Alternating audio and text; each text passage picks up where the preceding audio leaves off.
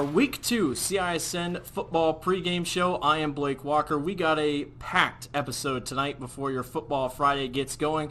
We're going to take a look at last week's highlights of our 3 broadcasts. We're going to take a look at the new top 10 rankings, and we're going to go and talk to all the coaches of the teams that are broadcasted tonight on CISN. All that and much more coming up here on the Central Iowa Sports Network CISN football pregame show, brought to you by Iowa Corn. Number 2 Dowling Catholic taking on number 3 Southeast Polk. How about on the very first play from scrimmage offense, Southeast Polk? This is Abu Sama, 72 yards on the first play from scrimmage. Sama takes it to the house and scores. Southeast Polk's up 7-0 over Dowling. This is another one. Smolik to Cooper Nicholson in the corner of the end zone. A nice 14-yard touchdown throw to tie it up 7-7. This one, very nice to watch. This is Abu Sama. Repeat. Ordinary. Losing track of time. Find for 70 yards rushing. A couple coaches. CISN football pregame show week 2, brought to you by Iowa Corn. We all love a good win, however small or ordinary. Losing track of time. Finding yourself with a few extra dollars in your pocket. Soaking up the perfect Iowa day. These are the everyday delights and small victories that make us smile. These are the moments that connect us all as Iowans. And these are the moments that, more often than not, start with Iowa's farm families and the corn they're growing. Because when corn grows Iowa, Iowans win.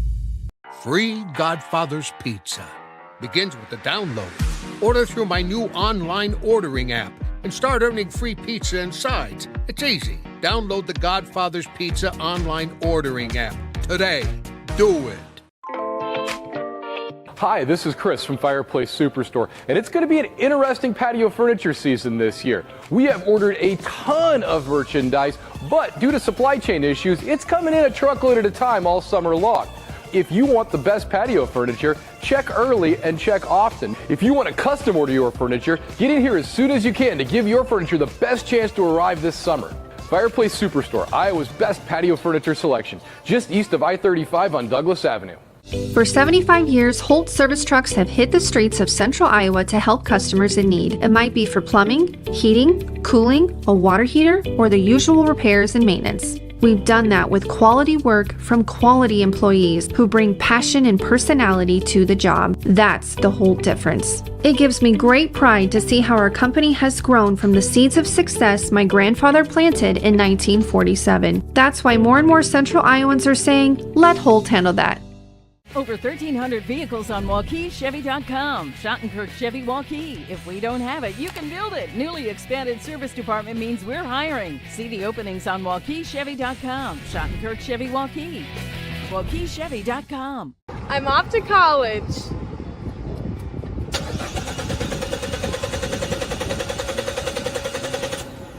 Oh, rats! Hi, Joe the Car Guy with a reminder. Before you send your kids off to school, set up an appointment with Westside Auto.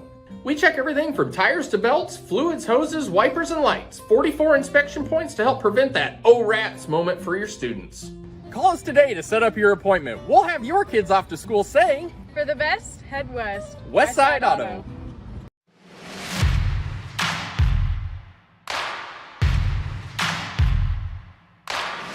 Central Iowa Sports Network here on the CISN football pregame show, brought to you by Iowa Corn, our Week 2 edition, by the way. We got a couple coach interviews coming up next here. Paul Yeager talked to both Rick Nelson and Ryan Pizzetti, both Ankeny and Ankeny Centennial's coaches respectively, about how they wanted to go about tonight's game, a big rivalry game. We're going to send it over to Paul to listen to those interviews. Back here on the pregame show, it's co-head coach Ryan Pizzetti. Coach, when you look at the tape from last week to prepare for this week, what did you take that you wanted to repeat for the guys in the way they performed last Friday? You know what, we played a real good team last Friday in Indianola. They'll make a run at the 4A state title, there's no question about it. Got some good individuals. They forced us to make some mistakes, and we made some mistakes on our own that we worked on correcting all week. We found an identity, we feel. No question.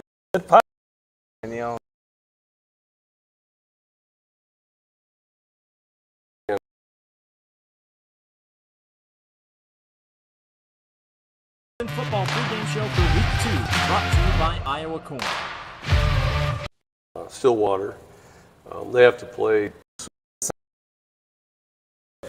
He was voted a captain. Feeling like he's got the team on his shoulders. How's he responding to that? Well, he had some, early in the first half, Waukee was taking away some things, and he forced a few things and threw some interceptions. And then the second half, he just settled down and played a really good game. So, for him, it's just making sure that he can. I don't know if there's any quarterback in our state that can make the throws that he can. So, just make sure that you're going through your progressions, and he's going to be fine. I think he'll have a real good game against Centennial.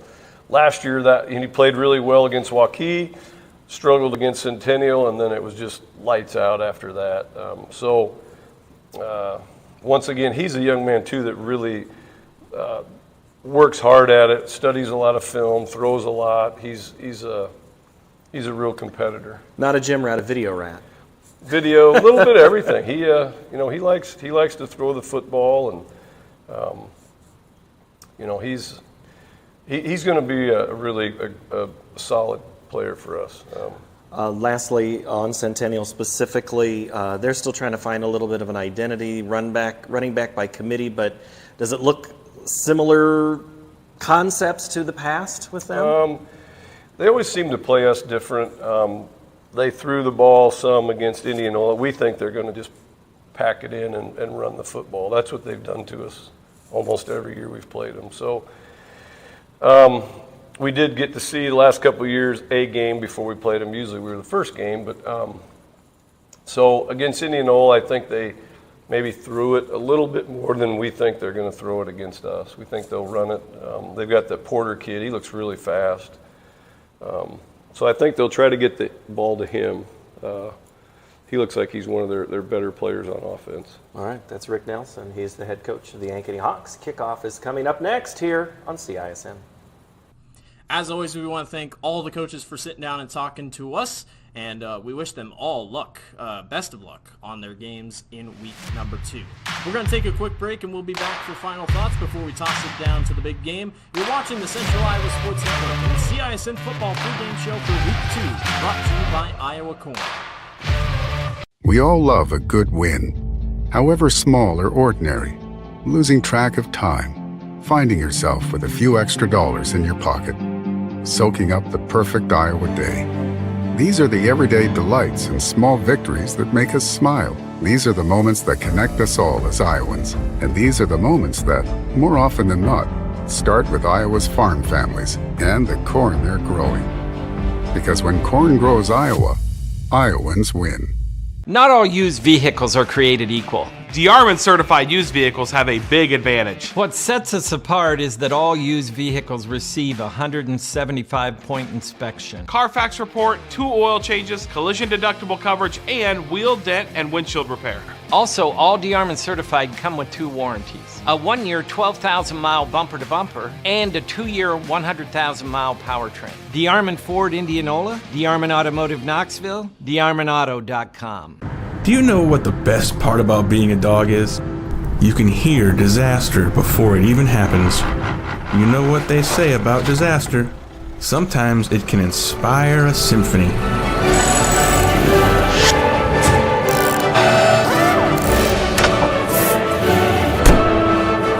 An honest day's work deserves an honest day's treat. No extra charge. And that is why we choose Honest Wrenches.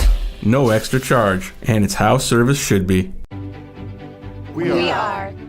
We are so much more than an energy company. We are connectors, community protectors, and clean energy leaders. We are job creators, friends and neighbors, stewards of your dollars and savings. Yes, we are so much more. We are the energy behind your everyday. And we are obsessively, relentlessly at your service.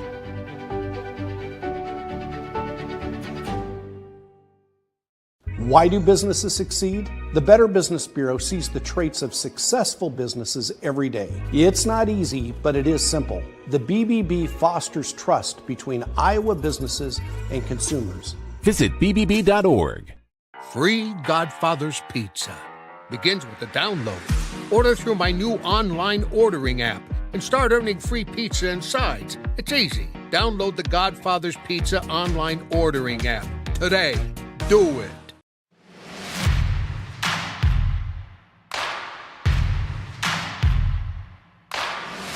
Welcome back to the Central Iowa Sports Network here on the CIML Football Pregame Show for Week 2, presented by Iowa Corn. I'm your host, Blake Walker. Let's take a look at the top 10 rankings in Class 5A, shall we?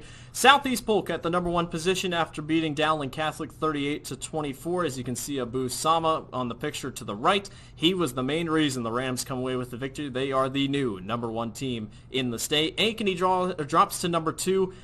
Beat Waukee, but we're trailing at halftime. A rough start for the Hawks. Were able to recover. They dropped to number 2 in the rankings. Pleasant Valley, the Spartans, number 3, looked very dominant in Week 1. They return a lot from last season. In that wing T offense, they're going to be tough to beat, and they're a tough running game. Dowling Catholic drops to number 4 in the rankings. Urbandale is number 5. Valley, number 6 after their win against Waukee Northwest. They play number 1 Southeast Polk this week. Cedar Falls with a big win over Johnston. They sit 7th. Cedar Rapids Kennedy in 8th after their Week 1 victory on a Thursday night. Linn-Mar, number 9, looking pretty good. And then on the eastern side of Iowa, or on the western side of Iowa, Sioux City East cracks into our top 10 ranking here in Class 5A. So there's a look at the polls. Moving on next, we're going to jump over to our top games to watch this week. 8 games we want to take a look at here on the Central Iowa Sports Network pregame show. First one being Ames and Fort Dodge. Ames looked pretty good last week against Marshalltown, led by quarterback Dallas Sauser. Dallas had one of the top passing performances in Class 5A. He leads Class 5A in passing. They take on a tough Fort Dodge squad. Should be a good matchup. Johnston takes on Urbandale. The Jayhawks look to move to 2-0 on the season. Johnston trying to rally after a loss to Cedar Falls last week. The big one, Southeast Polk takes on Valley. Southeast Polk won last year's game 40-21. Valley looked a little rocky in Week 1. We'll see if Southeast Polk can continue the running game with Abu Sama. A big game every single time they play. Ankeny versus Ankeny Centennial. That is going to be a fun one to watch. Centennial won last year's matchup in an upset. Ankeny struggled against Waukee. They'll look to come back strong. Ankeny Centennial fell to Indianola Week 1. Obviously, it's a home-and-home game at Ankeny Stadium. Should be a good one. Anytime Ankeny and Ankeny Centennial play, no matter what sport, it doesn't matter how good each team is, it will always be competitive. A sneaky good game over on the eastern side of Iowa. Linn-Mar takes on Iowa City Liberty. The Bolts last week got an upset win in Kinnick Stadium over Iowa City High, who was one of the top 5 teams going into the first week. They've dropped out of the top 10 ever since then. Iowa City Liberty looks to keep the momentum rolling. They are a Class 4A team, but Linn-Mar could be a big Class 5A victory going forward. Still be a big victory overall for Linn-Mar if they can get it done. Cedar Rapids Kennedy, number 8 in Class 5A, takes on Bettendorf. Bettendorf fell last week to Urbandale, but the Bulldogs are always going to be a tough out. Should be a good game there on the eastern side of Iowa. A game that a lot of people loved last year, Roosevelt versus Waukee. Waukee wants revenge. Roosevelt broke that long losing streak for Des Moines Public Schools against power schools, bigger schools here in the state of Iowa, here in the metro. Roosevelt and Waukee. Roosevelt with a win last week against Des Moines East. Waukee with a loss to Ankeny. The Rough Riders look to get a win and move to 2-0 on the season. And then Waukee Northwest versus Dowling Catholic, the second edition of this game between these two squads. Dowling won last year's game 17-10. Didn't have their starting quarterback Jackson Smolik, so he will take on Waukee Northwest for the first time in his career. Waukee Northwest and Dowling both trying to rally together after Week 1 losses. Those are it up for us tonight here on the CISN Football Pregame Show, Week 2 edition, presented by Iowa Corn. Thank you, everyone, for watching. We're going to send it out to Ankeny Stadium for Paul Yeager and crew, who have the call for the 10th edition of the Ankeny Hawks versus the Ankeny Centennial Jaguars. Paul, we're sending it to you.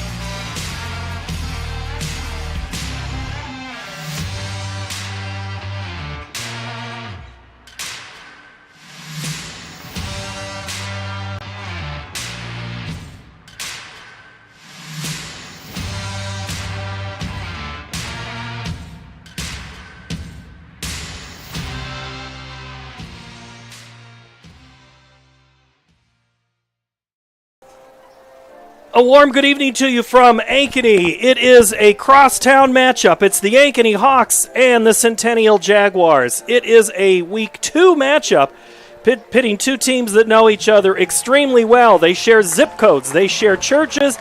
They used to share schools. Tonight, they're going to share a football field. We got a packed house on the near side and on the far side. We got people standing in the corners on the track, and we're right here on the high broadcast spot at Ankeny Stadium. Along with Tim Halber, I'm Paul Yeager. Jeff Brooks will be along in a little bit. The two teams have gone through all of their warm-ups. They're in the locker room, Tim Halber.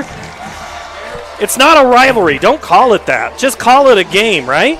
There may be only one person in the stadium thinks it's not a rivalry, but trust me, these players here, the last 8 years, they know it is. Like you mentioned, the families, they all live together. But it's a big game. I think it's odd that you're a visiting team at your own home field, but I think the intensity raises up a little bit. You got that first game jitters out of the way, so I'm expecting a great football game between these two Ankeny counterparts. Last week on this field, Centennial lost to Indianola. Ankeny was on the road at Waukee, down at the half, and as you heard Coach Rick Nelson in the pregame show, Tim, Coach wasn't real pleased with his opponent or the way his team played. I'll give you that thought in a moment when we take a quick break. Back in a moment on CISN.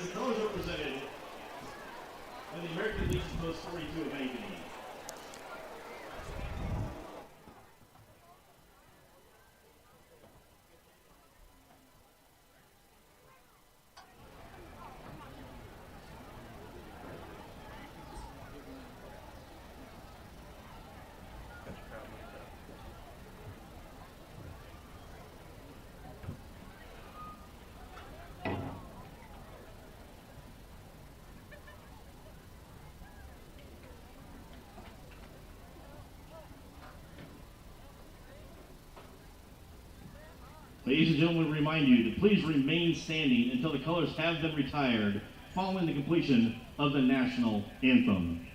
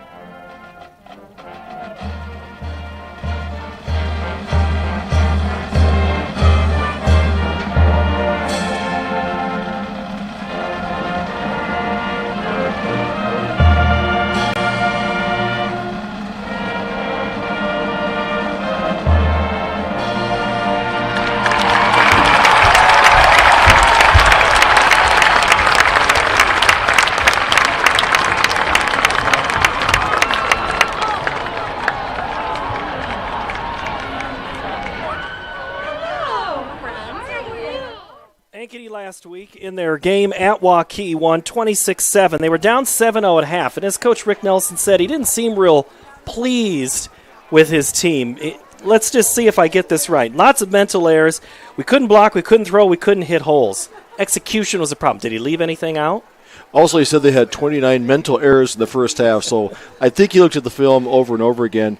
But to a good team, they settle down. Second half, they ride it because there's a lot of talent in that offense. And once they get going, once I think Cole settled down, hitting his target, not throwing into too tight of windows, they kind of blew him out the second half. When you are a recruit-like and player of J.J. Cole's stature, you think you can make every throw, and sometimes it's not there. That's an adjustment he has to make as the year has gone on.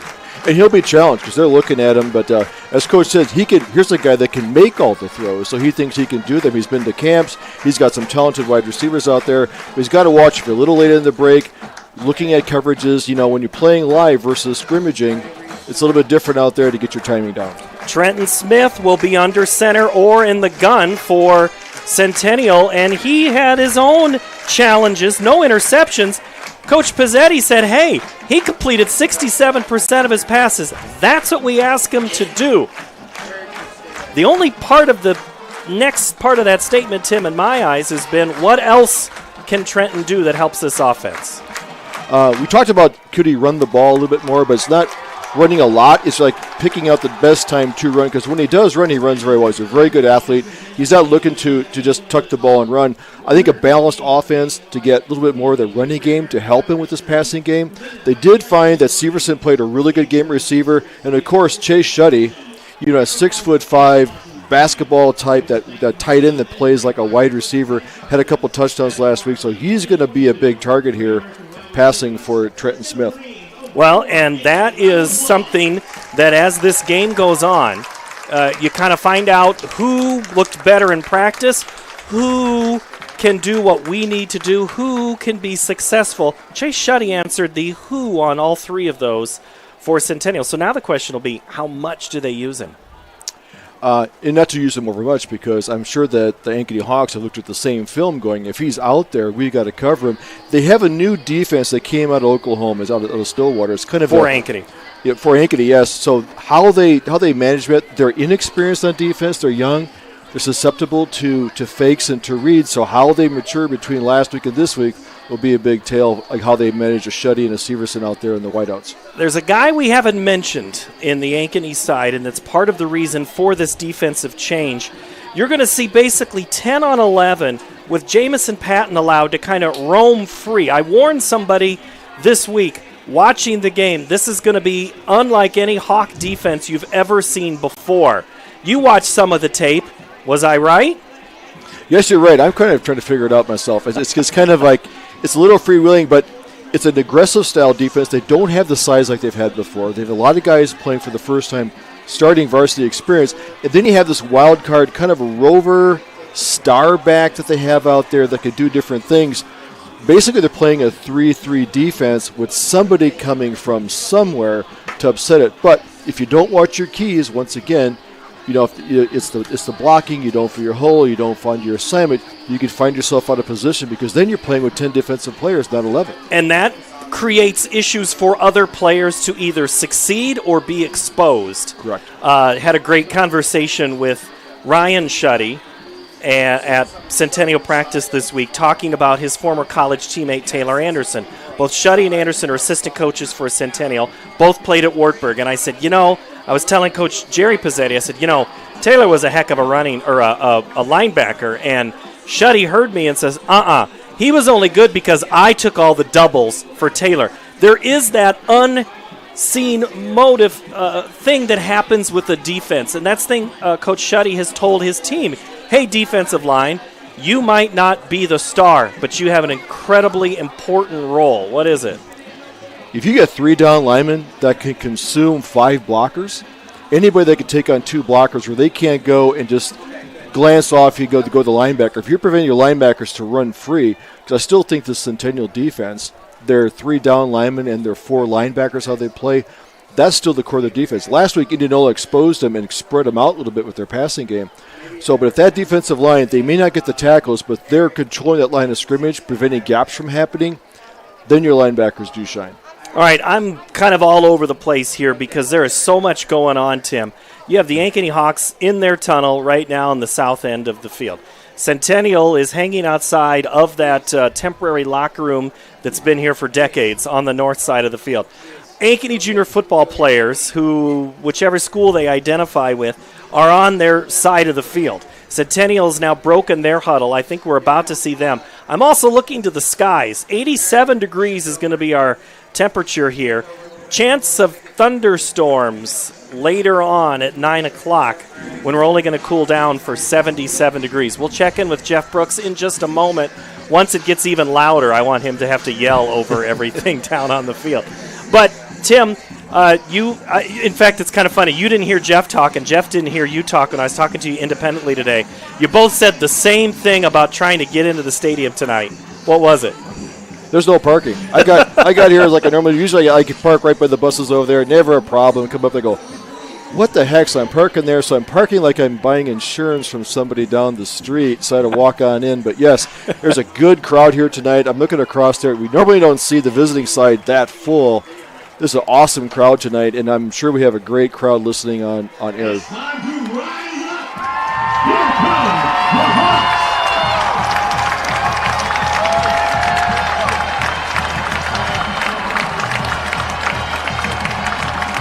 The Ankeny Hawks are 1-0 on the season, a 26-7 win last week at Waukee. They're coming into this game that has been a tough one for them to handle. The Hawks have only won once since 2015, and that was 2 years ago. So when you talk about is there a rivalry, there most certainly is from the Centennial side. They've won.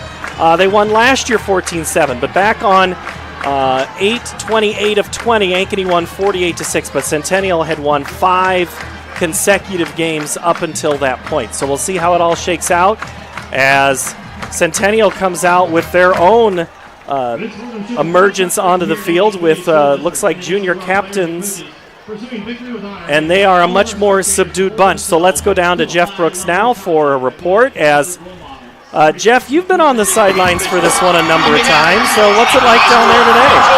Yeah, so it's crazy down here, really. It is. It's a great atmosphere. Centennial did come out a little different than they had in the past. They had a little guy in front of them. We'll see what they do when they break their huddle, if the intensity ratchets up. Ankeny came out normal fare, all excited. There are so many people on this field right now. Field conditions are great. No wind to speak of. Should be a good night. Hopefully no cramping.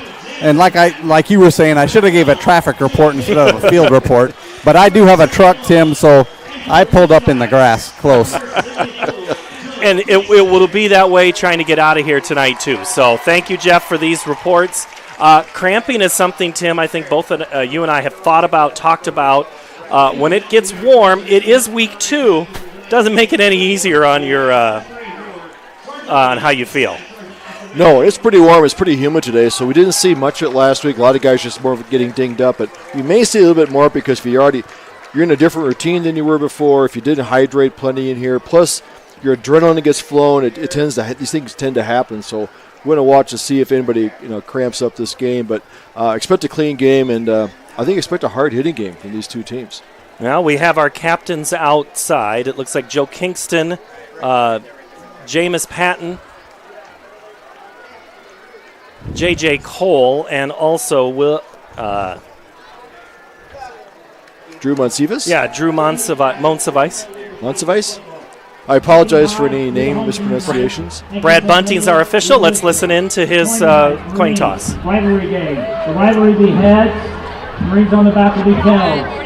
As the visitors, what do you want to call? Tails is the call. Staff Sergeant, Ace, please flip the coin. Ankeny High, you win the toss. We'd like to defer the second half. Receive. Stick to the sin zone. Ankeny High, win the toss. Defer their choice, second half. Ankeny Centennial, receive. Gentlemen, shake hands. Good luck tonight. Our officiating crew tonight. Our crew tonight is Brad Bunting. Jason Higgins is the umpire. Gabe Capps is the linesman. Jay Leach is the line judge. We're going to have the Centennial offense first, which is the same thing last week, Tim, and that kind of worked out. 5 plays, all first down, ended in a touchdown, but then it got to be a little harder sledding for the Jaguars. Coach Pizzetti said, hey, gave us a lot of confidence, but then it kind of went away. Yeah, they had a misstep on the kickoff, ball got back, then there's that safety, turned the tide. They got it out of their offensive rhythm, and they couldn't gain it back. And then the defense played a lot of snaps, that second quarter, third quarter. And as you said, eventually when you play that many snaps out there, there might be a breakdown at some point. A couple big plays happened. They found themselves behind, having the offense kind of get out of their rhythm past more that fourth quarter. They did come back scoring 2 touchdowns to make it a 6-point game, so they got it very close. But they hope not to do that tonight. Start off strong and stay strong. Hawks will kick off from the south to the north. Keegan Warner will tee it up here Hawks in their home maroon jerseys, yellow gold numbers, trimmed in white with white pants. The Jaguars in their all-white road uniforms. New pants, the new jerseys are on their way. They're just not here yet. Black numbers trimmed in silver. 87 degrees here at 7 o'clock. It's time for high school football. This is CISN.TV. Good evening to you wherever you may be around the world watching on tonight's broadcast. Warner to tee it up. Snyder and Severson back deep for the Jaguars. We are underway. Short kick comes at about the 5, taken by Severson at the 2. He escapes one tackler, but cannot make it any closer than the 10-yard line as the Hawks have good coverage there. Austin Bailey and Caden Hankus there first for the Hawks. Yep. Also Will Hendrickson there. Senior light, he'll play linebacker there. Good play in special teams, getting on there, getting him to go sideline to sideline, getting him go, stopping from north and south. So good special team coverage there by Ankeny Hawks. Jaguars come out with Trenton Smith, Eli Porter, Max Snyder, and Nick Severson as your backs. Also look at number 12, Chase Shuddy. Tight formation early on, 1st and 10. In motion goes Severson. They go back the other way with Porter. He is into open field up to about the 18-yard line before he is knocked down by Cale Halstead. 2nd down, pickup of 8. No first down, but 8 is a great opening play for Centennial. 2nd and 2 is very manageable.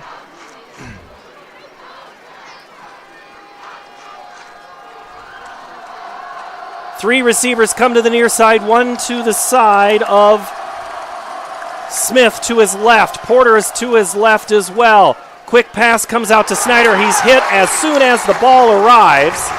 There first is Ben Sandvig from his corner position. It'll be 3rd and 2. Good coverage out there, sat there, didn't take the downfield hit. Sandvig came out quickly, put a hit on him, stopping him. Might have no gain, maybe even lost a foot there, but now you got 3rd and 2. It's a big down here, early down for Centennial. From the 18, under center, quick handoff, Easton Miller. He's got a first down and then some. Tackle made by the Hawks, PJ Westover. That's the offense we saw in the 4th quarter last week, Tim, that worked well for the Jags. Yeah, they came out about 6 plays in a row. They ran the ball and moved the ball about 50 yards downfield. First down, back up the middle on the handoff. Easton Miller gets a couple. J-Mo Patton, the stop after the gain. It'll be 2nd down.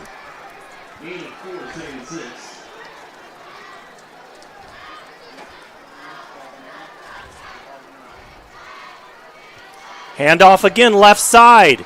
Good yardage for Easton Miller. Saw a lot of Miller in practice this week. Kind of had a feeling we'd see Miller. They're going to need him on defense, though, too, Tim.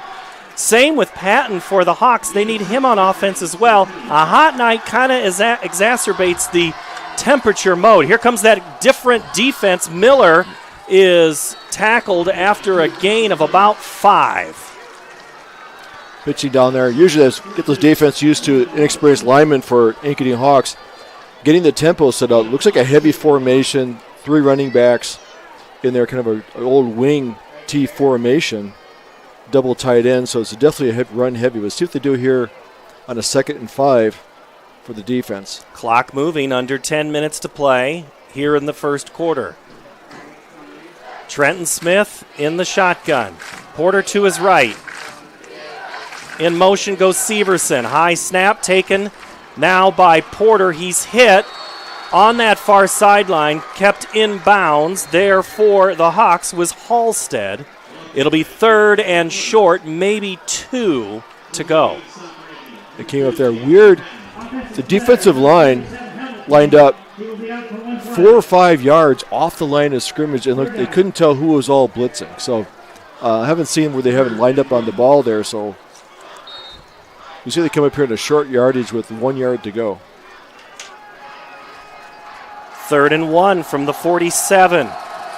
Smith under center. I formation offset behind him. Quarterback sneak gets a push, gets across midfield and another half yard. That'll be enough to move the chains. One thing Coach Rick Nelson said was important was to get ahead of Centennial. Right now, Centennial's having their way with the offense against Ankeny's defense. Are you seeing anything yet, Tim, from this Ankeny defense? I think they're still trying to look at the size of the Ankeny Centennial offense, but Centennial's converted twice on third down, so what you want offense to do is move the chains. You don't need to have big gashing plays. Hand off Porter at midfield, hit once and then twice. It's like Diego Jackson was in there. Also, Trent Jacobs in there. Getting more of a hit, getting some penetration beyond that offensive line. Getting your gap assignments figured out where you want to go. But right now, it's good coaching for the Centennial offense. The linemen are getting their blocks, they're getting into the linebackers, and finding the hole and letting Easton Miller run. Second and long from the 47. Porter in the gun, or Smith in the gun. Porter is next to him. To pass, throws it near side, hit as he throw. Penalty flag comes in. Right in the middle of that. Connor Kaiser came in there from his stand position. Might have got there, hit him a little bit late, but he was blitzing, putting pressure on Trenton Smith. Legal block below the knees. So Kaiser forced the issue. Kaiser's one of those players, Tim, on this defense. He has to kind of cover a little bit of where Patton is going to go. He's kind of asked to do a lot of that cleanup duty. A lot more responsibility that we talked about in the open.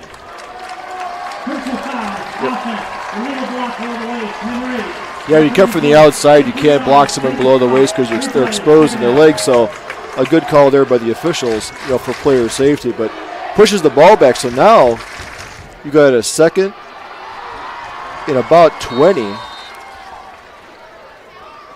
for the Centennial offense. So see what the Ankeny Hawk defense does here. If they can pin their ears back and get a bigger rush on. On that penalty, that was the only time we've seen Centennial throw the football yet on this opening drive, which is play number 9 coming here. 2nd and 22 from their own 38. Hand off Porter up the gut. Kaiser hits him first. Connor had some help from his friend. Let's see. Got to find 42. Morrison in there on the tackle. No, Morrison at that will position. The linebackers of Morrison, Jacobs, and Kaiser. You have a sophomore and 2 juniors. When you're replacing some of the great linebackers the Hawks had, they're asking a lot of some new guys. 3rd and 18 from the 42. Jaguars have to get to the 40 on the other side of the field. Shetty on the far side. Smith steps up on the keeper. He's got a lot more, makes a guy miss, and he is going to get the first down or be very, very close. Coming up for the Hawks to make that tackle right at the sticks was Dylan Doherty. It was like his knee came down about a yard short of the 40-yard line, so ready to bring up a 4th and a short 1. But the linebackers had blitz, it opened up, he had a good step. That's one of these opportunities that when there's an opportunity to run, the Trent Smith's got the wheels that he can do that. There's the replay again of Smith. We're coming back out here to live action. Hard snap count. Smith keeps it, gets a whole lot of help, and gets a whole lot of yards. I think that was either Gossett or Logan Song.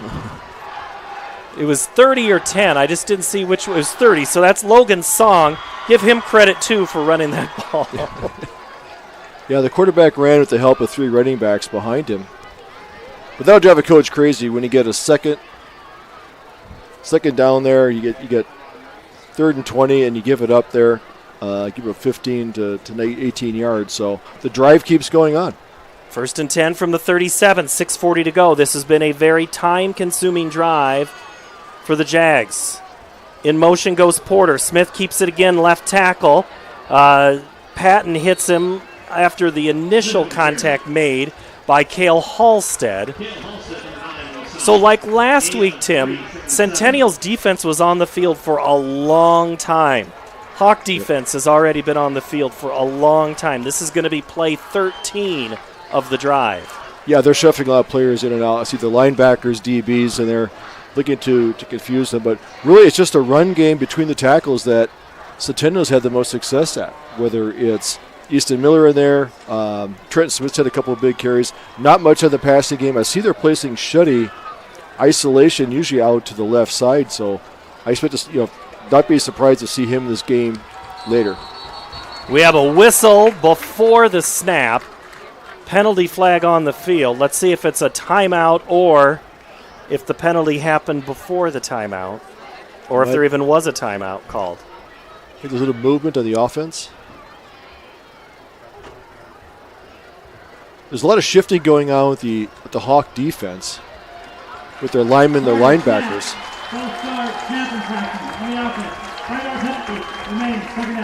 And sometimes they come out, no one has their hand in the dirt. Sometimes they come out, there's three guys with their hand in the dirt. Sometimes they come out, they're 3 yards off the ball. So the coach said it's a whole new defense he hasn't seen before. So see if this attacking style defense can get this, basically being a very efficient Centennial offense moving down the field. 2nd and 12 from the 39. 2 receivers left, 1 to the right. Porter next to Smith. High snap, looks left, it's a quarterback draw. Smith still gets 3-4 yards before P.J. Westover comes in along with Nolan Morrison. Didn't kind of get away, creates. Now third and 10. If the linebackers keep scraping and keep blitzing like that, I think the offense is finding out that Trent Smith can take a sidestep, and that middle of the field is wide open. So they may have to adjust that now they have a running quarterback to deal with. And again, not running as much last week, not the tape to go on to see what type of runner he is.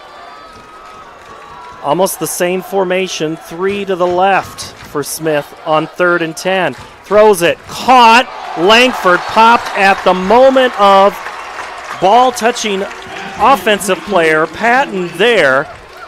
That route needed to be another 5 yards deep. There was no plus after the catch. And he closed on that really quickly. I think that's why you're seeing him as a projected college defensive back, but he closed quick, a great open field tackle.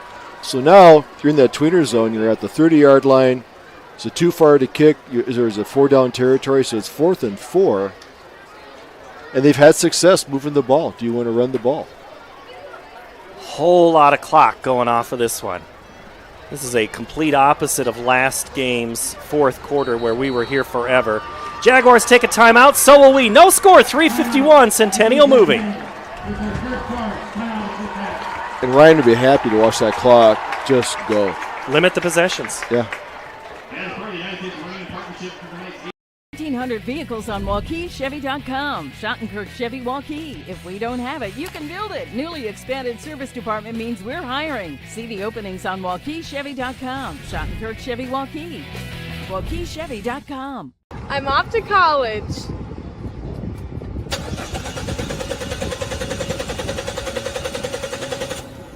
Oh, rats! Hi, Joe the Car Guy with a reminder. Before you send your kids off to school, set up an appointment with Westside Auto. We check everything from tires to belts, fluids, hoses, wipers, and lights. 44 inspection points to help prevent that oh rats moment for your students. Call us today to set up your appointment. We'll have your kids off to school saying, For the best, head west. Westside Auto. Free Godfather's Pizza begins with the download. Order through my new online ordering app and start earning free pizza and sides. It's easy. Download the Godfather's Pizza online ordering app today. Do it.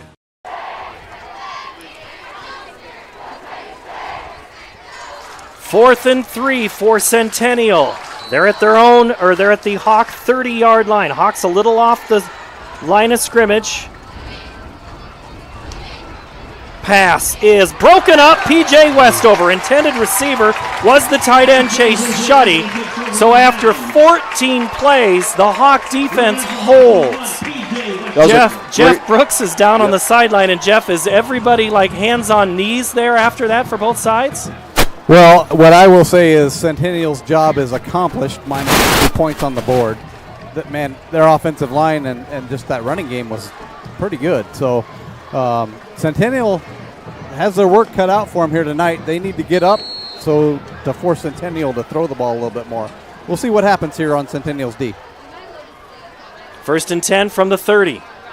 J.J. Cole near side, throws, caught by Patton at the 32, makes a man miss, tries to make another, stiff arm there, steps out of bounds at the 35. Easton Miller the tackle.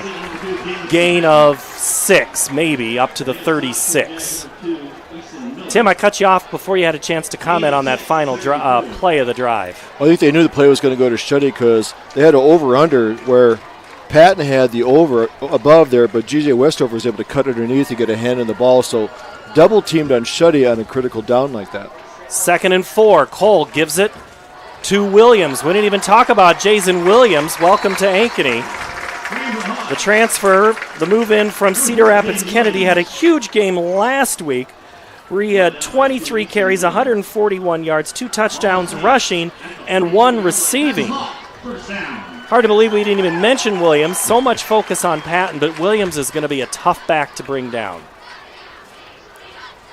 2 receivers to the left. Sorry, nice Tim. Vision.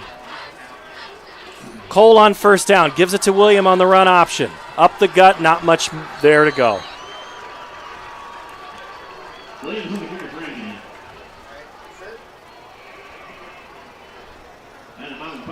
And again, clock continues to move. Taggart, Greider, Binstock up front there for the Jags, having to shield off that offensive line and try to just slow up Williams. Trips receivers near side. Before the snap, we have a penalty flag, comes from the near side. The offense jumped.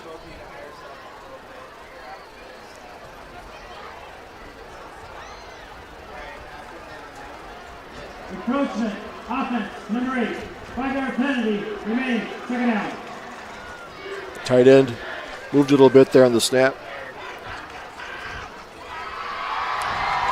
Montevice, Mullis, Mayer, Carter, and Kingston up front for the Hawks here. Montevice makes a call. Cole looks to the near side. Has time, waits for the break, goes deep for Patton on the near sideline. It is a catch. That is a big-time play from Cole to Patton. Got between Greider and Miller there, turned around with his back, hung in the air, watched the ball come into his hands, and landed. So that's the athletic part of Jamison Patton, what he can do for you with the ball out there right on the sideline.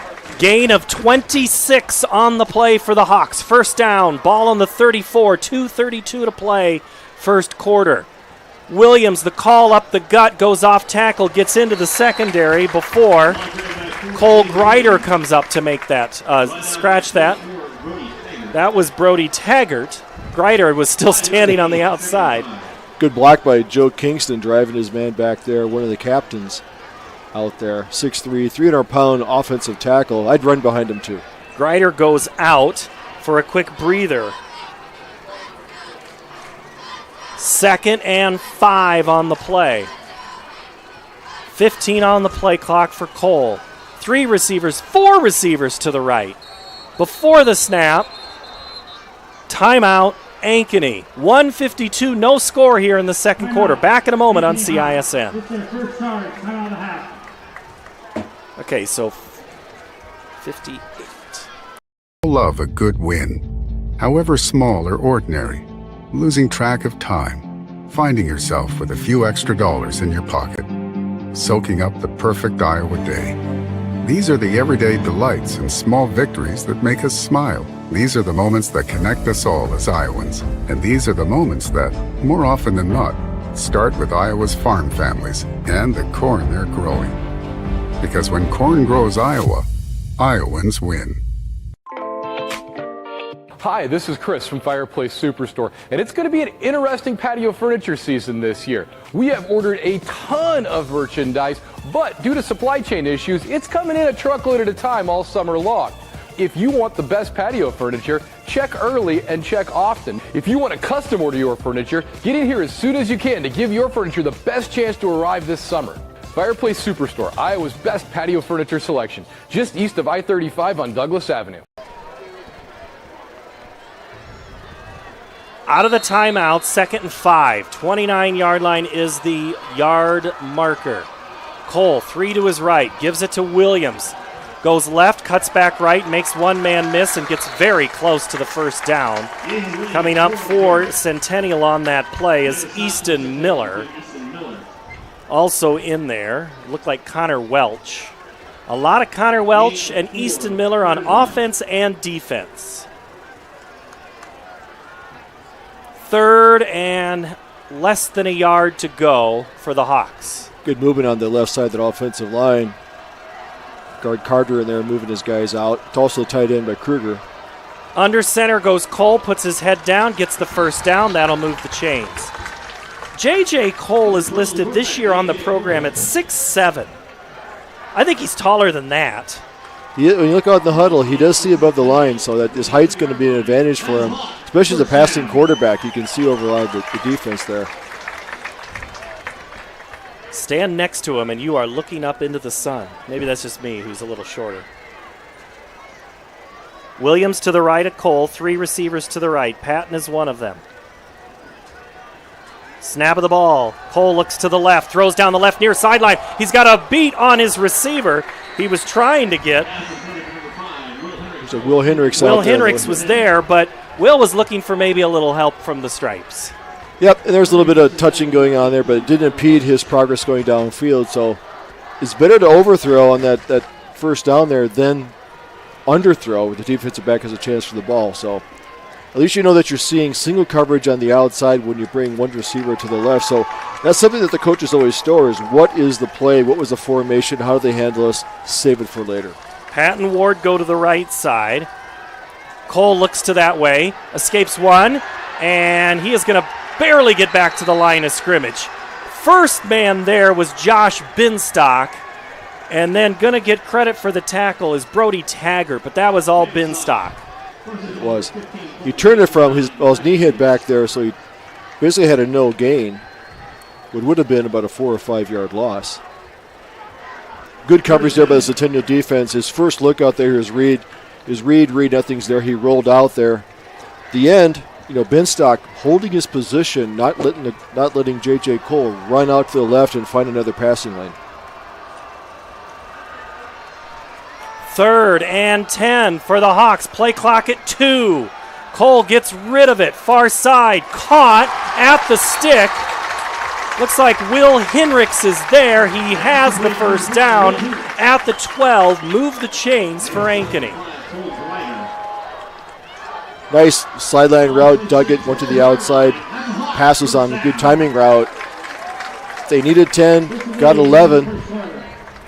We've played 1 quarter already. No score between Ankeny and Centennial.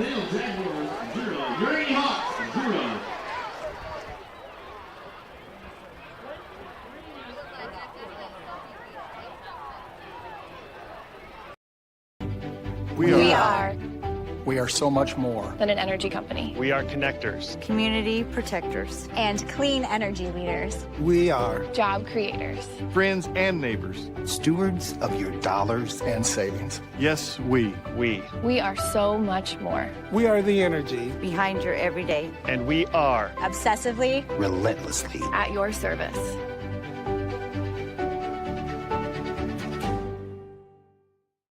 For 75 years, Holt service trucks have hit the streets of central Iowa to help customers in need. It might be for plumbing, heating, cooling, a water heater, or the usual repairs and maintenance. We've done that with quality work from quality employees who bring passion and personality to the job. That's the Holt difference. It gives me great pride to see how our company has grown from the seeds of success my grandfather planted in 1947. That's why more and more central Iowans are saying, let Holt handle that.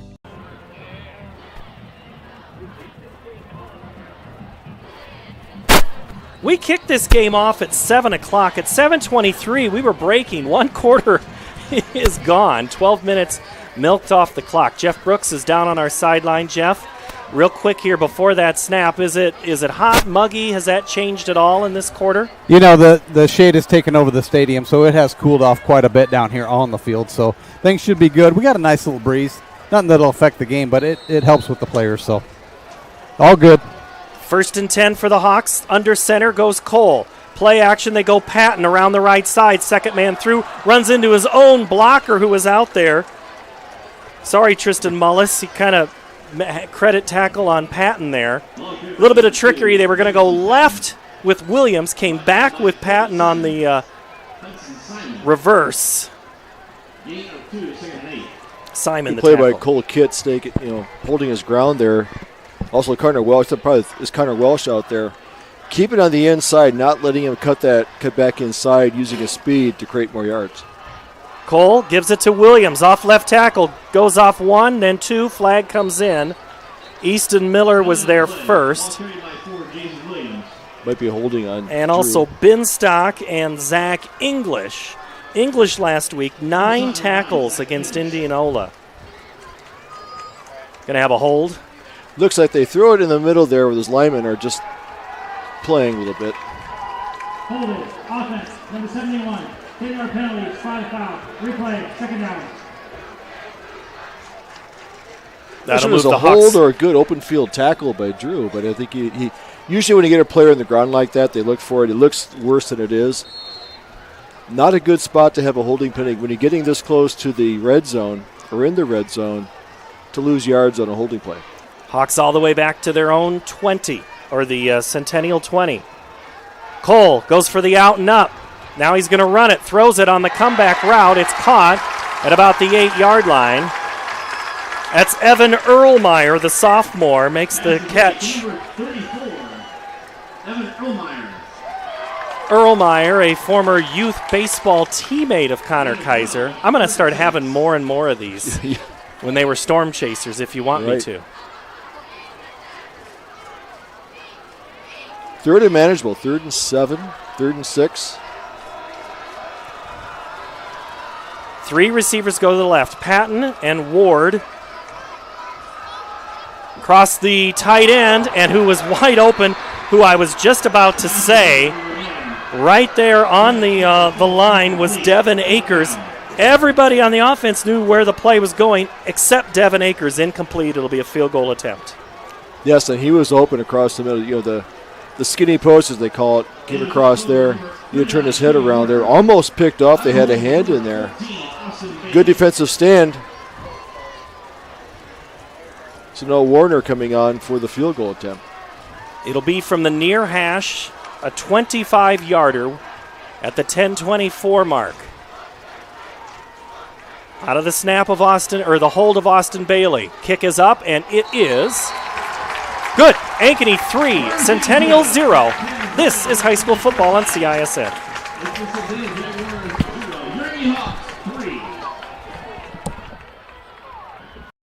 Godfather's Pizza begins with the download. Order through my new online ordering app and start earning free pizza and sides. It's easy. Download the Godfather's Pizza online ordering app today. Do it. Do you know what the best part about being a dog is? You can hear disaster before it even happens. You know what they say about disaster? Sometimes it can inspire a symphony.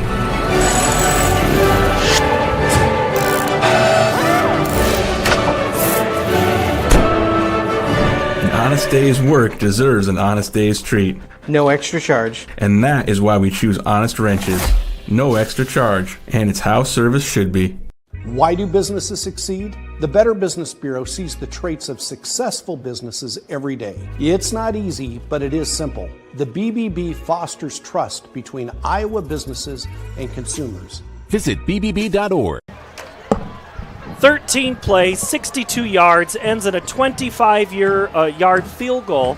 Centennial also had a 13-play drive, but theirs went 51 and was over a turnover on downs. And it is getting warm, and we are getting a little bit of athletic exertion happening on some of these players. Snyder takes it at the 11 for Centennial out of the kick. He gets one. He's trying to get to the wall to the outside, and he has it.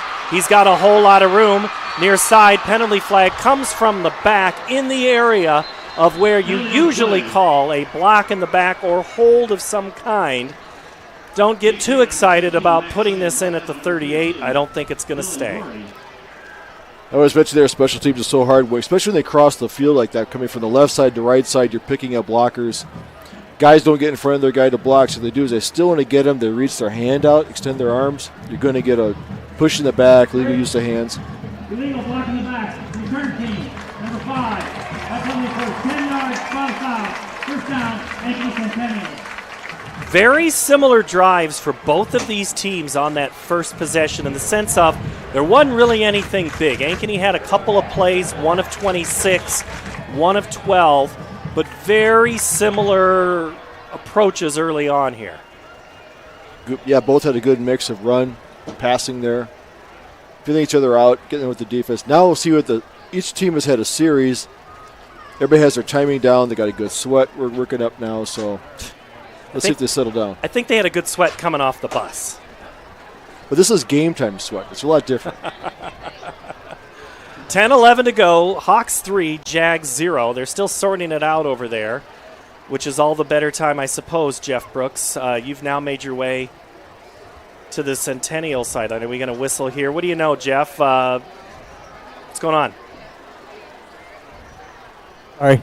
I would definitely say that just the defenses being on the field as long as they have been. Push the receiving team player in the flag, which is legal. The ball be placed 37-yard line, out of bounds. First down, Ankeny Centennial.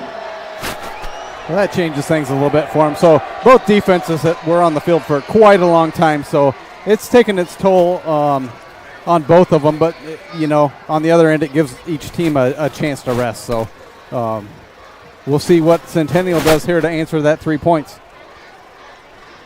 Thank you, Jeff. Now I will say the ball goes to the 30.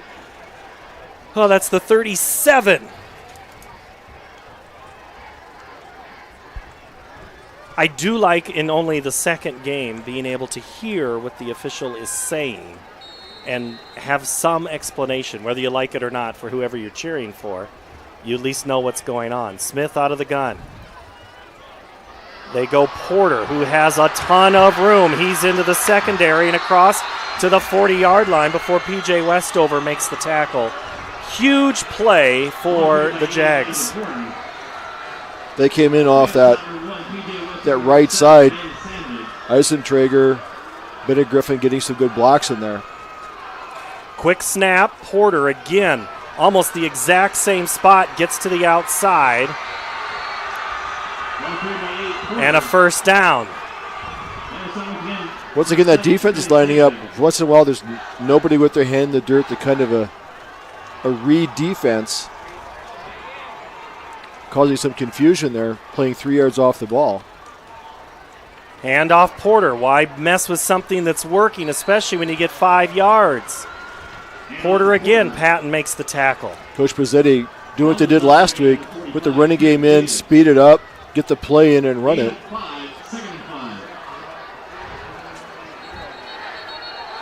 Before the snap, a little too aggressive of a start. Looks like they may have had 12 people. The Hawks were exchanging players. They may have had 12 men in the field. Waukee leads Des Moines Roosevelt 10-0 in the second quarter. Waukee will be Centennial's opponent next week. Dowling, which will be Ankeny's opponent, leads Northwest 7-0 right now. Target snap, legal substitution, defense, 12 men in formation. That number 5 yards. That yard results in a first down. Good eye, Tim.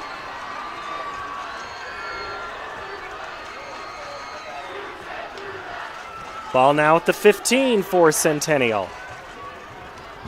Logan Song in there along with Easton Miller and Eli Porter. Under center goes Trenton. Hand off. And not much going there for Porter as Diego Jackson and also Trent Jacobs there for the Hawks. Now we're seeing Joe Kingston come in to play some defensive line, a little bit of size, one of the offensive linemen. They don't have the size of that, like the offensive line does for Ankeny, so that's going to wear on them, that interior line, so that's why the running game has been so successful. But they need to clog up the middle a bit more. Jacobs did a nice job up there from his linebacker position, stuffing it in there. So now they got to get it into 3-down territory. Vinny Villamagna comes in, the senior.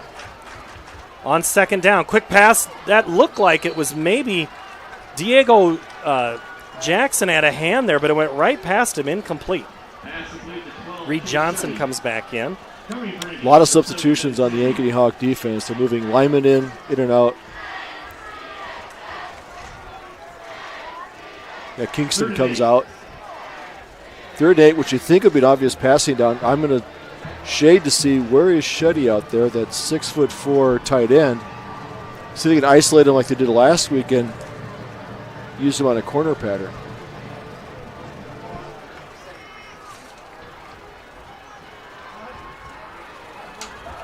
Third down for Centennial. Smith rolls out to the near side. Has guys giving him chase. Throws it towards the end zone. Incomplete. Severson, the intended receiver. That would have been a great catch at about the 1. Patton was there, as was Westover. Incomplete. It'll be 4th down. Design rollout to the wide side of the field. He had 2 players open. Someone was open in the back of the end zone. Didn't see who it was, but they were there. Nice touch pass there. Would have been a great catch. Now it brings up 4th in a field goal attempt. And it'll be a 31-yard field goal attempt for Centennial. And coming out to make the attempt is Dylan Bybee. Nope, scratch that. That's Cale Wiener. His kick is up, and it is through the uprights. We're tied at 3. 7:52 to go, second quarter here on CISN. 75 years, Holt service trucks have hit the streets of central Iowa to help customers in need. It might be for plumbing, heating, cooling, a water heater, or the usual repairs and maintenance. We've done that with quality work from quality employees who bring passion and personality to the job. That's the Holt difference. It gives me great pride to see how our company has grown from the seeds of success my grandfather planted in 1947. That's why more and more central Iowans are saying, let Holt handle that. Not all used vehicles are created equal. DeArmond certified used vehicles have a big advantage. What sets us apart is that all used vehicles receive a 175-point inspection. Carfax report, 2 oil changes, collision deductible coverage, and wheel dent and windshield repair. Also, all DeArmond certified come with 2 warranties. A 1-year 12,000-mile bumper-to-bumper and a 2-year 100,000-mile powertrain. DeArmond Ford Indianola, DeArmond Automotive Knoxville, DeArmondAuto.com. Field goal is good for Centennial. They now tie it up at 3. That was a 6-play, 50-yard drive. It looked like the Jaguars were cooking until Wiener, he had to come in and kick a 30-yard field goal. So the drive kind of stalls out. I think the jury is still out on both the offense for Centennial and the defense for Ankeny. We're finding out early. Maybe it's someone's plays or non-plays, as the kick by Severson is a high, going to take the kick all the way for a touchback. And no return there for Erlmeyer. Let's go down Jeff Brooks down on our sideline. Trading field goals here, Jeff. What else? Yeah, no, it's a pretty interesting first half here. Like you said, I got to give credit to Centennial's offense. They are hurrying up a little bit. Centennial's just pressing the ball a little quicker, and Ankeny's subbing, and it just looks like they're not quite there yet defensively. So credit to Centennial. Ankeny needs to answer. Hawks take it over at their own 20-yard line. 1st and 10, 7:52 here in the second quarter. Williams goes in motion. Cole is going to tuck it and then get met by 5 white shirts. Greider's there. Colton Kitt is there. Welch is there. Yeah, Colton Kitt did a nice job holding the edge down there, not giving J.J. Cole any room to run, so he ran back into the pursuit, losing 2 yards. It's a good sack there by Kit.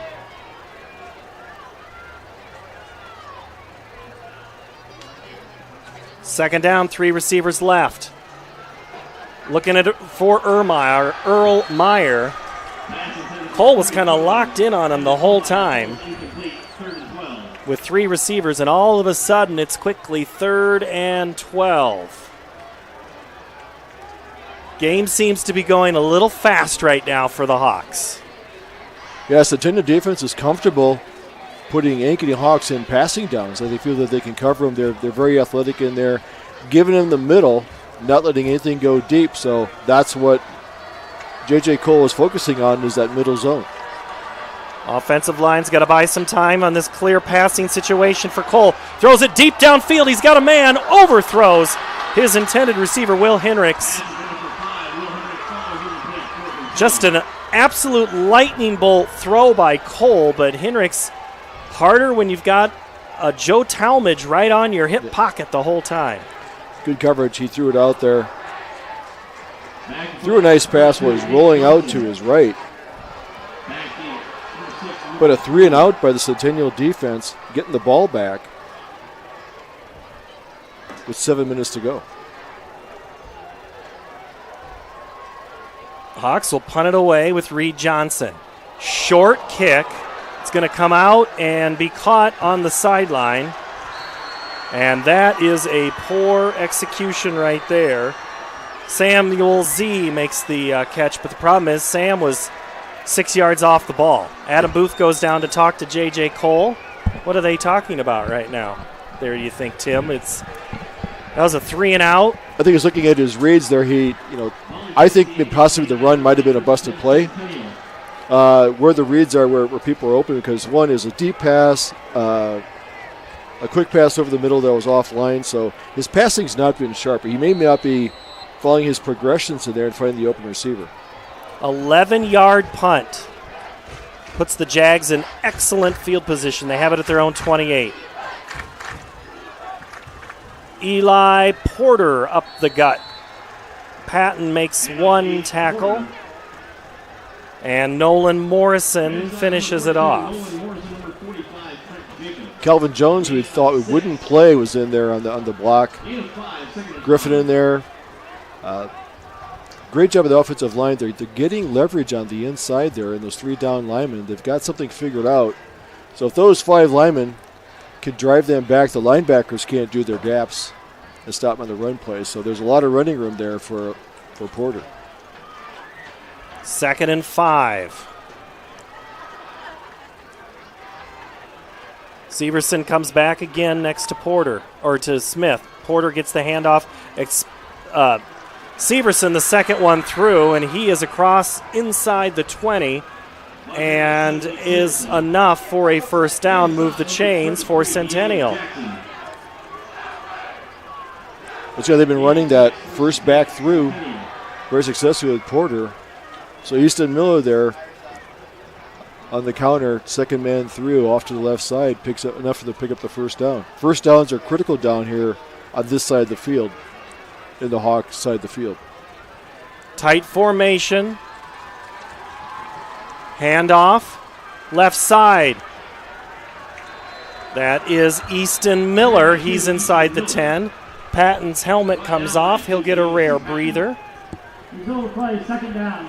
Patton has been playing a lot of defense out there.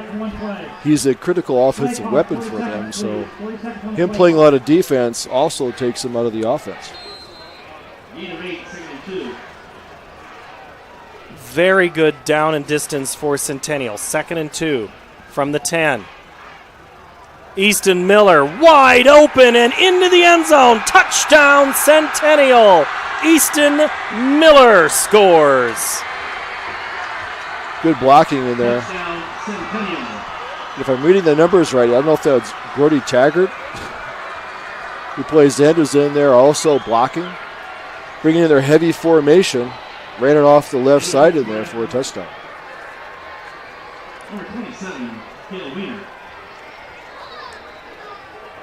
Centennial. Wiener on to attempt the extra point, and it is good. Short field comes back to bite the Hawks. Jags take a 10-3 lead here from Ankeny Stadium.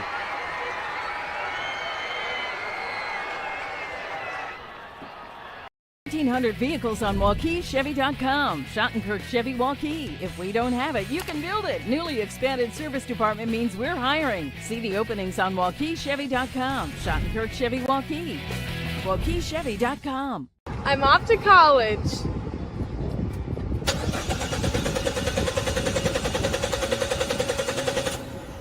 Oh, rats! Hi, Joe the Car Guy with a reminder. Before you send your kids off to school, set up an appointment with Westside Auto. We check everything from tires to belts, fluids, hoses, wipers, and lights. 44 inspection points to help prevent that oh rats moment for your students. Call us today to set up your appointment. We'll have your kids off to school saying, For the best, head west. Westside Auto. Why do businesses succeed? The Better Business Bureau sees the traits of successful businesses every day. It's not easy, but it is simple. The BBB fosters trust between Iowa businesses and consumers. Visit bbb.org. Number 7, Nate Severson. Go 4 plays, 29 yards, and in a touchdown. Easton Miller, his second TD on the season as a running back. High kick going to be taken by Ermeyer at the 4. 15, 20, makes a guy miss, has a hole, gets tackled. At about the 22-yard line as Colton Kitt the stop. Jeff Brooks is telling me it's a pretty packed sideline down there, and kind of looking around, Jeff, there's just a lot of people everywhere, right? Yeah, I don't know what's going on. It's like there's little kids hanging out with their parents that are just like, man, I didn't know they gave out so many sideline passes. Just kidding. It's all good. They're all behaving. Everything's good. It's just there's a lot of people on this Centennial sidelines, and it does affect the play, I think, with the amount of people that are right here on the field. It's crazy, but all good. 1st and 10 for the Hawks from the 23. Quick pass is batted down. Getting his hand in it is Brody Taggart. Incomplete. Taggart's all over the field there, playing from his right end position.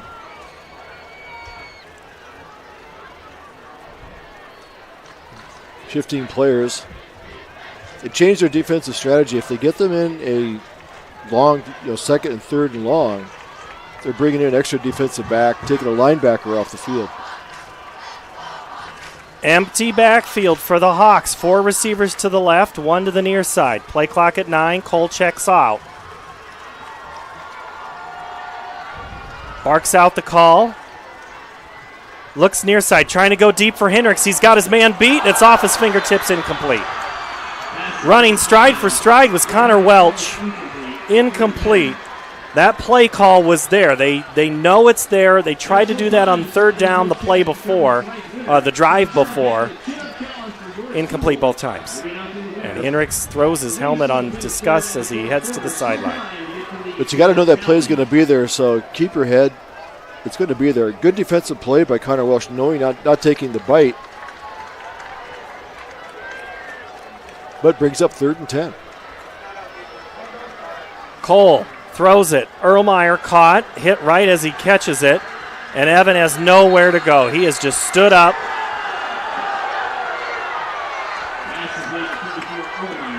Ankeny fans on the near side think that play kind of extended a little further. Well, usually, if you got 3rd and 10 and you throw a 2-yard out, it's hard to pick up the 1st down after that. So, once again, a 3 and out by the Ankeny Hawk offense. Not what we were expecting to see. Reed Johnson gets a chance at redemption very quickly here. Let's see what he does. Gets it away this time. Good kick. Takes the return man back to the 35-yard line, which is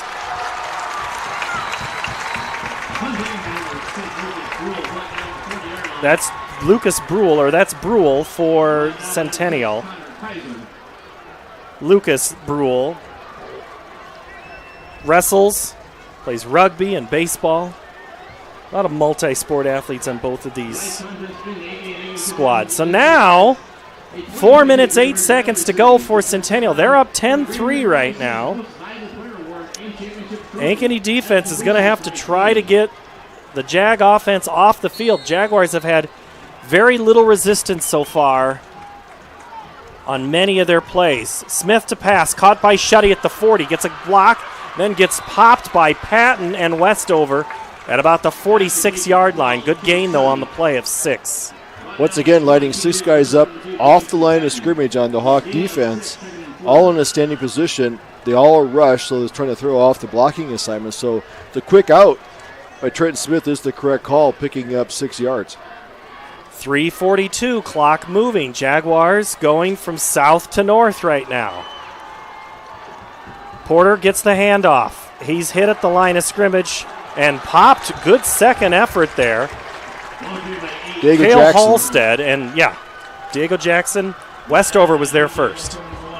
Got in there. One of the better defensive stops now brings up a 3rd and 4, 3rd and 5, 4.5. You see, what does this defense offer? They haven't stopped him. The running game has been very efficient for Centennial.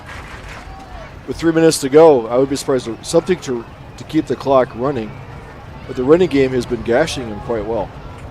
Nick Nelson is your defensive coordinator, and he's got the play call where the Hawk defense is off the line of scrimmage.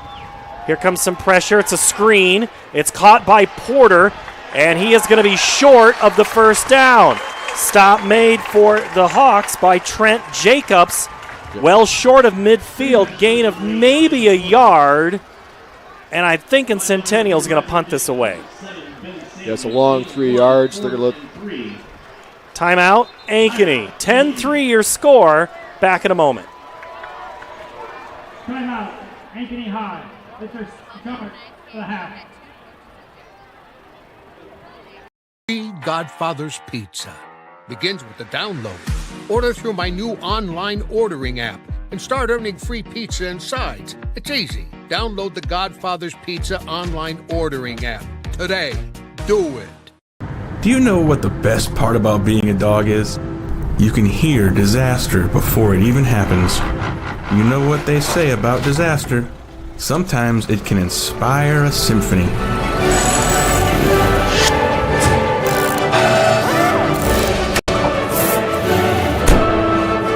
An honest day's work deserves an honest day's treat. No extra charge. And that is why we choose Honest Wrenches. No extra charge, and it's how service should be. Why do businesses succeed? The Better Business Bureau sees the traits of successful businesses every day. It's not easy, but it is simple. The BBB fosters trust between Iowa businesses and consumers. Visit bbb.org. Third and final, timeout of the half. Love a good win, however small or ordinary. Losing track of time, finding yourself with a few extra dollars in your pocket, soaking up the perfect Iowa day. These are the everyday delights and small victories that make us smile. These are the moments that connect us all as Iowans. And these are the moments that, more often than not, start with Iowa's farm families and the corn they're growing. Because when corn grows Iowa, Iowans win. Hi, this is Chris from Fireplace Superstore, and it's going to be an interesting patio furniture season this year. We have ordered a ton of merchandise, but due to supply chain issues, it's coming in a truckload at a time all summer long. If you want the best patio furniture, check early and check often. If you want to custom order your furniture, get in here as soon as you can to give your furniture the best chance to arrive this summer. Fireplace Superstore, Iowa's best patio furniture selection, just east of I-35 on Douglas Avenue.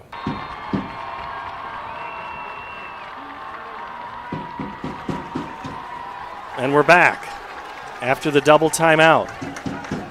Jags to punt it away. Westover and Patton back for the Hawks, and it's going to bounce at the 20, take an Ankeny bounce before Centennial's Sean Stewart catches it on the bounce to prevent it from going any further back to the south. So, Tim, 10-3 is our score. Ankeny's gone 2 consecutive drives, 3 and out. 6 passes, 0 completions, no hands, touches, or any sign of Jason Williams. No, took him out of the running game. He's in the game there. Surprised they haven't used him. I think they tried to get a flare pass out to him earlier. There's a short pass out here. Only gained 2 yards. So haven't seen that passing offense that goes downfield. Everything's been short to the flat. Williams next to Cole. It's going to be a throw. Quick run, Patton caught at the 25, makes a man miss, gets to the near side, and he's pushed out of bounds. Gain of about 12 up to the 35-yard line.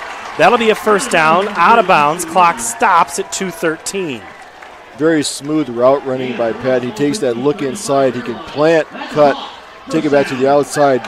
Very difficult to cover if you're a defensive back. Keeping the ball in front of you. Let them come down the field, but do everything underneath. The clock is your friend right now. If you could tackle him, keep him from getting a big play. That breaks an 0 for 6 streak on passes.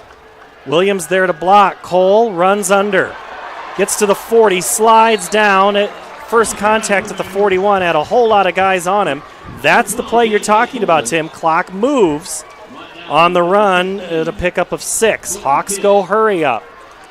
Cole looks to the sideline.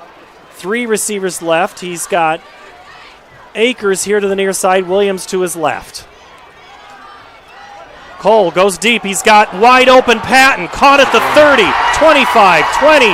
Near sideline. Pushed out of bounds. Touchdown. Saving tackle by. That's the game breaker that he brings to the game. He got a single coverage out there. Beat his man. Pass delivered in stride. A great defensive tackle out there. I think it was by Talmadge got the tackle. Knocked him out of bounds to save a touchdown. Cole Greider, let's see the replay again. There he is. Greider just pushes out Patton, who got burned on that play. Coach Nelson said in the pregame, he says, hey, Patton might not be the guy we put in the 100, but he does have good speed. Play action. Cole rolls out. Wide open receiver. Maddox Ward caught in the end zone. Touchdown. Ankeny Hawks.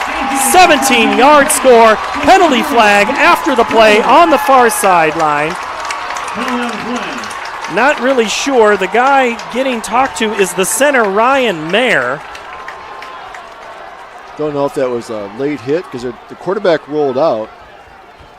See what they say.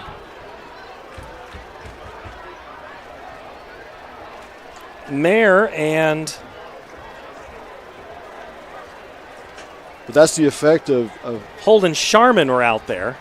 Of Patton being in the formation that someone like Maddox Ward runs out in the corner of the end zone, he's going to be wide open. 72, sorry, that's Jack Dorfler. Cole is clapping his hands, so I don't know if he thinks the play is going to be good. He's coming to the sideline. Usually that's an explanation. When you go to the other side, that means it's going to be explained to... When you're explained to first, it's usually not in your favor. Correct.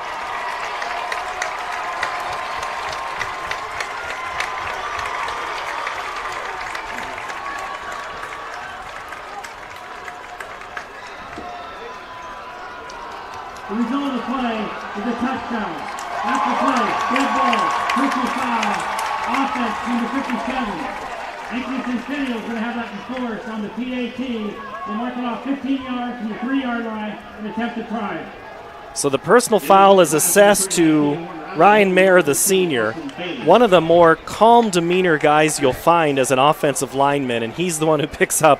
But when the helmet comes on, he can get pretty intense. So Ryan made his way to the sidelines. The 15 yards is assessed here on the extra point, which is huge because now it becomes a 35-yard field goal attempt for Wagner on the PAT, point after attempt.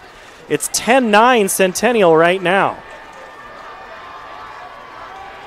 He's got the leg. You watched him in warm-ups. He can kick it. This extra point is big. It goes up and down the middle, and it is good. Tied at 10 with 1:33 to play here in the second quarter.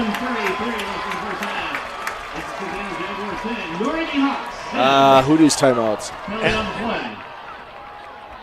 Used vehicles are created equal. DeArmond certified used vehicles have a big advantage. What sets us apart is that all used vehicles receive a 175-point inspection. Carfax report, 2 oil changes, collision deductible coverage, and wheel, dent, and windshield repair. Also, all DeArmond certified come with 2 warranties. A 1-year 12,000-mile bumper-to-bumper and a 2-year 100,000-mile powertrain. DeArmond Ford Indianola, DeArmond Automotive Knoxville, DeArmondAuto.com. Mornings. They can be hectic. Let's go! So can your car, so to get a free pickup, drop-off, or delivery, head over to Honest Wrenches. And their loaner vehicles? No extra charge. Find your peace of mind with even more wonderful services. Every vehicle that comes in gets a full visual inspection and a 5-year, 50,000-mile warranty. No extra charge. Head on over to Honest Wrenches. No extra charge, and it's how service should be. So as we were going to break, there was a penalty flag thrown. I decided to keep going to the break. Zach English was called for an unsportsmanlike after the play. So now the Hawks will kick it off at the 45 of Centennial. So it's a short yardage.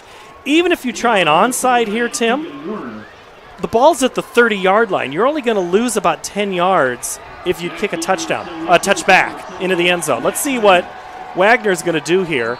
Could be one of those short ones. This is where things can get a little hinky. Yeah, I know. Coach Nelson, he may play traditional. There's 1:33 to go. He may kick it in the end zone, just take his chances with the defense. Trust his defense. It is a high kick. It's live, and it's taken by Centennial's Sean Stewart. All right, Jeff Brooks. I know you're down there. I know the sidelines. You've been on the sidelines before. Have you been in a game where it's been this charged in a while? It's been a minute. Centennial really has controlled almost this whole half.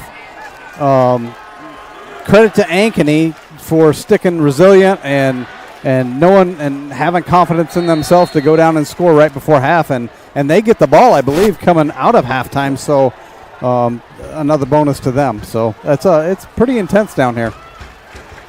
Coming up at halftime, we'll have a couple of interviews, and one of them with new activities director Adam McDonald for Ankeny. Last week we talked to new activities director Nate Lindgren. This week we'll talk with Adam. Gain of 6 on that play. And we have all sorts of stuff starting to happen up here. We've got games going to half. Our second quarter maybe slowed down just a little bit. We got maybe a little cocky after that first quarter of 23 minutes. Then we have an early game. Urbandale and Johnston kicked off at 5:30. And that's, I think, gone final.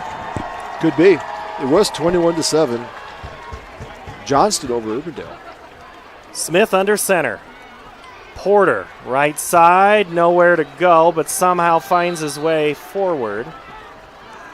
Enough for the first down, which once it gets set, 41 seconds left to go in the half. May be content to run the ball just to take the 10-10 time. Doherty, the tackle for the Hawks. Yeah, they might just be. That's Kevin Jones was leading the block. Jones back in the lineup after the foot injury last week. And now Centennial is just going to take a knee here, most likely out of this formation. So we'll chase down.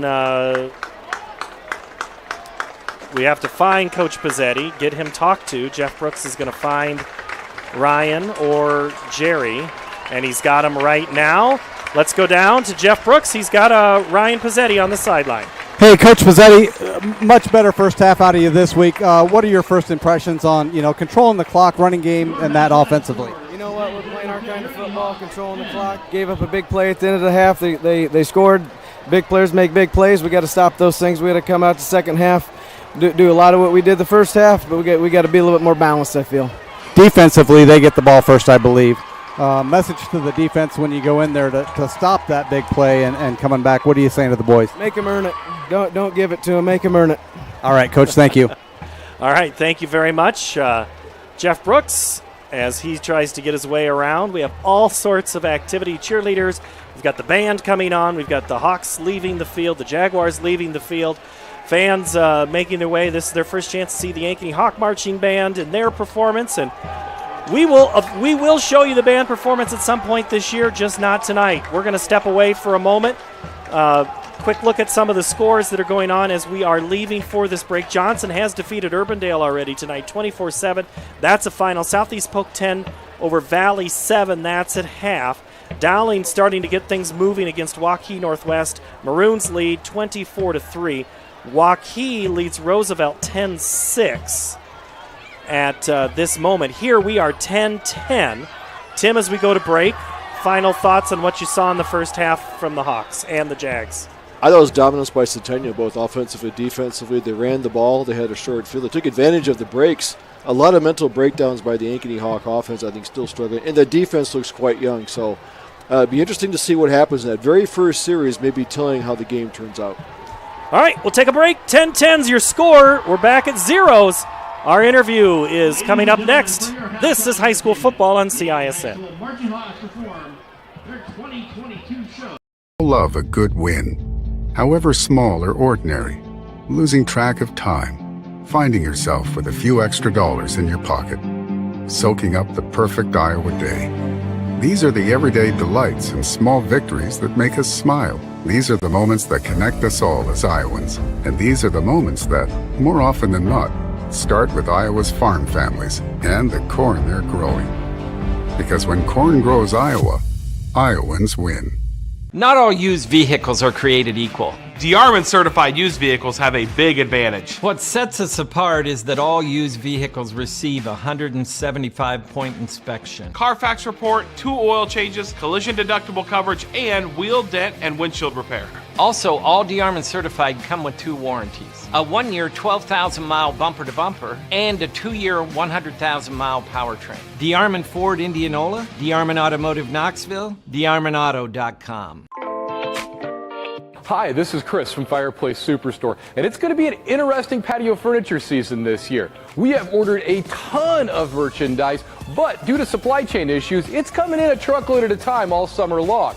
If you want the best patio furniture, check early and check often. If you want to custom order your furniture, get in here as soon as you can to give your furniture the best chance to arrive this summer. Fireplace Superstore, Iowa's best patio furniture selection, just east of I-35 on Douglas Avenue. For 75 years, Holt service trucks have hit the streets of central Iowa to help customers in need. It might be for plumbing, heating, cooling, a water heater, or the usual repairs and maintenance. We've done that with quality work from quality employees who bring passion and personality to the job. That's the Holt difference. It gives me great pride to see how our company has grown from the seeds of success my grandfather planted in 1947. That's why more and more central Iowans are saying, let Holt handle that. Mornings. They can be hectic. Let's go! So can your car, so to get a free pickup, drop-off, or delivery, head over to Honest Wrenches. And their loaner vehicles? No extra charge. Find your peace of mind with even more wonderful services. Every vehicle that comes in gets a full visual inspection and a 5-year, 50,000-mile warranty. No extra charge. Head on over to Honest Wrenches. No extra charge, and it's how service should be. This is the halftime show. We're talking to Adam McDowell, new activities director at Ankeny High School. Last week, we talked to Nate Lindgren, new activities director at Centennial High School. So how's that relationship between the two of you? You guys sharing tips on, I mean, Nate's kind of got you beat since he lived here for a while, but you also know the area because you're from the area. Yeah, Nate's definitely got me years of experience working in Valley and stuff, but I started my teaching career over at Dallas Center Grimes, so I'm very familiar with this area for sure. But the relationship between Nate and I is great. Both coming in brand new, we're trying to figure out processes between the district and just trying to make it more of a collaborative effort between us and everything moving forward, just so we're all on the same page. I don't think everybody realizes how much the two schools do have to work together. Is that unique to you? It's certainly different, not coming from a 2 high school system. I've been a lone man on the island at Xavier, and now coming this way, it's definitely a change to get used to, basically whatever the North gets, the South gets, and vice versa.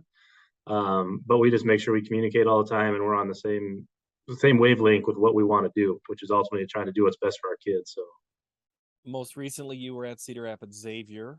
And before that, I think you were a teacher coach at Dallas Center Grimes, you mentioned. Where are you from originally? I originally grew up in DeWitt, Iowa, far eastern Iowa, just north of the Quad Cities. So I was there, all my life, basically. And then, so it was good. You were a Sabre. Yes. Yeah. Not a lot of people know that, so I'm impressed. I worked in Davenport for a number of years. So, yes, and friends still in that district. So, Right. I know Central DeWitt. That's all good. They've had some recent success. Kind of fun to see your alma mater advance in several sports. Yeah. Particularly with basketball and baseball most recently. It's been fun. I always got the running joke when I was at Xavier, we always hosted DeWitt and everything, or we went there. So people always like, who you cheering for? I'm like, I'm going to stay neutral in this one. I'm going to sit in the top bleachers and just be myself. You went from Central DeWitt to, did you go to Northern Iowa? I did. Yep. I'm a Northern Iowa grad. Was on the 5-year plan there. I was a track and field athlete. I was a thrower on the track team there from 2009 to 14. And moved on from there to DCG as a teacher coach, like you had said, and then just kind of keep moving forward from there. So what made you make the jump from teaching into administration on the activity side? Activities for me have always been a huge part of who I am. Throughout high school, I did every activity I possibly could with 4 sports, then all the fine arts and speech and stuff like that I could do. And even in college, I was both an athlete and also part of the club still. So it's very much who I am. I figured I've always wanted to kind of serve on a larger capacity than what I have. So, as a teacher, at the time, I was the only high school PE teacher at DCG. So I had, I was 8, 9, 12. So I had about 800 kids that I was teaching. And even then, still, I wanted more. I felt that I could help more and lead more in that role. So I've kind of made the jump to get to this position. Well, your paths there, you didn't exactly cross over with your predecessor 2 times ago in this role, but Brent Butcher, from the North Scott area, his folks still, worked over there, worked now at DCG. Did you talk to him about this job a little bit? I did, actually. Kind of weird story with all that. I was on the interview committee when he interviewed for the DCG job after Steve Watson had stepped down. So I was like, oh, hey, nice to see you. And then kind of just made a weird little triangle just following him who Andy followed and vice versa. So, I talked to Brent quite a bit just through being in the area. He's been a great mentor for me. Before I even accepted the job, I had a really long conversation about it and kind of, if I was ready to move to this position or not. And with that, after that conversation, it felt like I was. So the job is a difficult one. It is high demand. Those of us that are parents in the district, for both Nate or you, what do we need to remember about trying to make your life a little better? Just that there's a lot to it, and give us some grace with responding to things that come up and as they come up, and you guys as parents get the privilege and the opportunity to focus on the one. We get to focus on all of them. So what decisions happen from us as a department or as a coach's staff or whatever may not be the most popular or your favorite, but again, we're trying to do what's best for all of our kids, understanding we're also trying to make sure that kids feel valued and a part of what we're doing. Well, emails and letters and phone calls, those are part of the job. You could probably respond to all of those all hours of the day, but you do have to have some limits. So, I'm always patient. My wife will have sent emails and try to be positive about things and encouraging. Have you found so far, you can't rat out the whole district yet, but have everybody been welcoming to you at least? Really I have. It's been a great transition in that regard, and either through emails, the people reaching out saying welcome and excited to have you as part of the community, or just being out at events and walking around town. It's been a really positive experience for as large as Ankeny has become. You still kind of get that small town touch of welcomeness and quality that was kind of surprising, to be honest, but also really, really nice. What's the biggest question you've had so far, or the most frequent question about you or about anything? Just kind of where I've come from. A lot of guys are like, "Oh, you're really young. How did you get to this position?" I'm like, "Well, I mean, I don't have a good answer. I must have, the right people think I'm the right person for the job, and we just keep moving forward. And I will continue to try to get better and continue and be able to lead to the expectations that we have." So, The president at Xavier going to stop taking calls from Ankeny if the last 2 activity directors have been poached? might be. When I left, there was a lot of people that had said that, like, "Wow, they stole you, they stole Andy, they stole you. What's next?" I'm like, "Well, I don't plan on leaving anytime soon, so we'll try not to steal the next guy." A game night experience. Nate's got all this experience of being worked at all these venues and things. What do you want to do for a game night experience?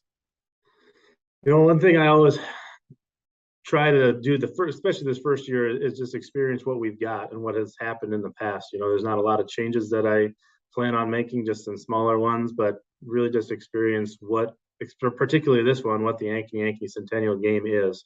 I've heard a lot of hype about it, and I'm really excited to host it. At the same time, we're kind of nervous to host it with the magnitude of it, but I just try to make sure everything runs as smooth as possible. If nothing hinders the game, or fans don't say, like, something could go really wrong on the backside, if I'm the only one that knows about it, then that's perfect. But I would rather be that way and just have fans have a great time, have kids have a great time, and just roll from there. All right, we appreciate it. Thank you so much for the time. And, this pre-interview allows you to focus on keeping all those things quiet so we don't know all the craziness that happens. Right, definitely. All right, Adam McDonald, he is the new activities director at Ankeny High School. The halftime show continues. You're watching CISN.TV. Why do businesses succeed? The Better Business Bureau sees the traits of successful businesses every day. It's not easy, but it is simple. The BBB fosters trust between Iowa businesses and consumers. Visit bbb.org.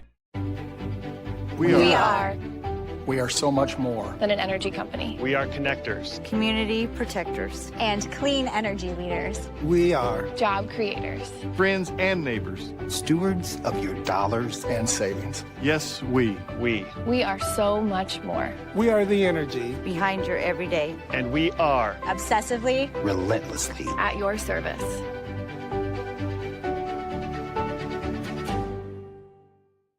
I'm off to college.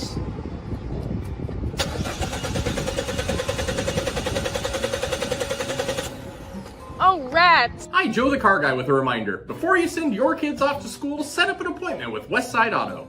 We check everything from tires to belts, fluids, hoses, wipers, and lights. 44 inspection points to help prevent that oh rats moment for your students. Call us today to set up your appointment. We'll have your kids off to school saying, For the best, head west. Westside Auto. For 75 years, Holt service trucks have hit the streets of central Iowa to help customers in need. It might be for plumbing, heating, cooling, a water heater, or the usual repairs and maintenance. We've done that with quality work from quality employees who bring passion and personality to the job. That's the Holt difference. It gives me great pride to see how our company has grown from the seeds of success my grandfather planted in 1947. That's why more and more central Iowans are saying, let Holt handle that. Over 1,300 vehicles on WaukeeChevy.com. Schottenkirk Chevy Waukee. If we don't have it, you can build it. Newly expanded service department means we're hiring. See the openings on WaukeeChevy.com. Schottenkirk Chevy Waukee. WaukeeChevy.com. We all love a good win, however small or ordinary. Losing track of time, finding yourself with a few extra dollars in your pocket, soaking up the perfect Iowa day. These are the everyday delights and small victories that make us smile. These are the moments that connect us all as Iowans. And these are the moments that, more often than not, start with Iowa's farm families and the corn they're growing. Because when corn grows Iowa, Iowans win. Halftime here at Ankeny Stadium. Ankeny Centennial 10, Ankeny Hawks 0 or 10. Tied at 10. I'm so excited. All right, here's what's happening. We have a tale of two games going on. You have one team that can run the ball, one team that's having much more success throwing the ball. You're probably not surprised in which is doing which. Ankeny's throwing the ball extremely well, Tim Halber. 8 attempts for 8 for 14, 127 yards. Does that surprise you? No, I thought it'd be a little more effective. It took them to the late in the second half for that to click to make some deep passes down there. We're patting to get the long reception, then create the touchdown. But for a while there, it was 3 and out. They were not in sync and throwing everything way too short. Even if they did complete it, they're short of the first down and having to punt. Now Centennial, 25 rushes for 157 yards. Coach Pizzetti told us in the pregame, told us twice this week, we're going to run the ball. They're running the ball. What is successful, and why are they having success running the ball? Something we saw last weekend where they got more success is when they went more up-tempo with their running game. They run a heavy formation, looks like 2 tight ends. They really aren't putting anybody wide out there, but they're controlling the line of scrimmage. They're getting a lot of push. Using both, Porter having 12 carries for 80 yards, but Easton Miller coming in, 6 carries for 43 yards and a touchdown, so they've been very effective, balanced. Even Smith has had 5 carries for 29 yards, so it's a very balanced rushing offense. It may help their passing later on. Not a lot of passing yards, but very effective running the ball this first half and controlling the time of possession. Time of possession was huge in that first half. It was all Centennial. It felt like Ankeny only ran about 3 plays in that first quarter. They may have. By the time they got the ball, there was only about 5 minutes left in the first quarter, so it was really not. The defense were on the field for a long 13-play drives going on there, so I imagine the defense got a little tired. Still adjusting to that Ankeny Hawk defense, still trying to find their rhythm and find their tempo, but they got to get it figured out. Otherwise, if Centennial gets the lead, and with this running game, it's going to be very hard to play catch-up. Both teams 2 field goals, both teams 2 touchdowns. If you're making adjustments at half, one thing that stands out to me, you've said it already, where's Jason Williams? Jason doesn't seem to be much of this offense. When he's been back there in the lineup, he's only been kind of as a token pass blocker, not really hitting anybody. Unless that's what they're seeing, that lead him in there for a pass block, because they really don't use a true tight end. They have 5 down offensive linemen. I think if you guys get him out there, pull the linebackers, and it's going to open up the passing game down the middle. But then Ankeny Hawks are going to get the ball here to start the second half, so that's a big tell. It's like, can they continue on what they were doing before the end of the half when they scored a touchdown? The Ankeny Hawks are making their way back onto the field. We're still trying to get the dance team to be able to perform. And the Jaguars are coming on. Jeff Brooks is trying to not get run over by any of them. He is on that far sideline as we're listening in. We'll listen in on his conversation with head coach Rick Nelson. And execution was probably a little bit better in this half than, say, last week. The second half was a huge. Third quarter was big for Ankeny last week.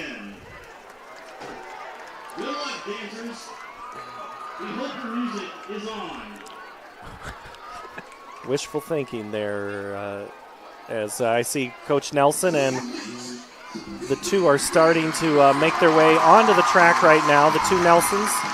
I see, Nick and Rick are making their way.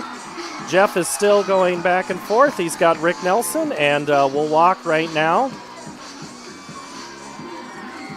They're trying to sort out exactly the field, getting it back, and how that works.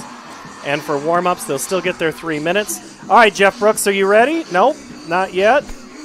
We're still trying to work out the clock situation. There's always something going on. Jeff Brooks is with the head coach, Rick Nelson. Go ahead, Jeff. Hey, yeah, so they're going to add 3 minutes after the dancers are done. So are we good with the music going?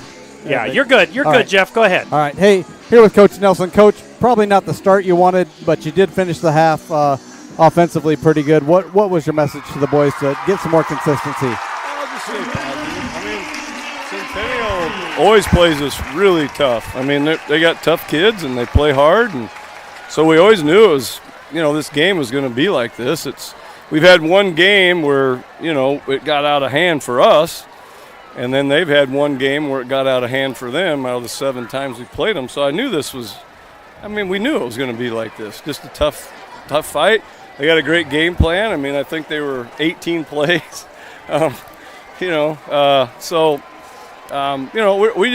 can execute a little better, and that's what we talked to them about, just being able to execute a little better this half. So defensively, it seems like they're controlling the clock with their running game. How are you plugging that up a little bit? we missed some big opportunities. We should have had I guess, but we didn't do the right thing when that quarterback scrambled and got 18 yards. That, we had a great call. We should have had the middle bogged up, but we just had some kids didn't do something the right things. But they've got a pretty good offensive line. That's what they do. They run the ball, and so we just can't let them get 5 yards on their first play, because then it's 2nd and 5. It goes advantage of them. We'd like to, hold them to like 2 yards or 3 yards, not 5. That's what's kind of hurting us right now. Gotcha, Coach. Well, I'm sure things will hopefully turn around for you. Good luck second half.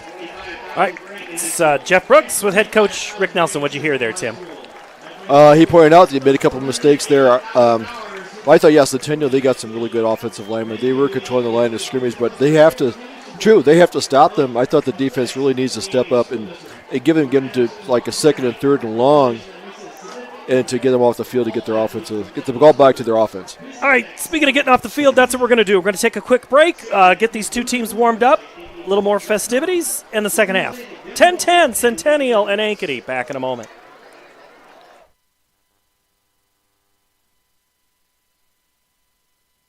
Do businesses succeed? The Better Business Bureau sees the traits of successful businesses every day. It's not easy, but it is simple. The BBB fosters trust between Iowa businesses and consumers. Visit bbb.org. I'm off to college.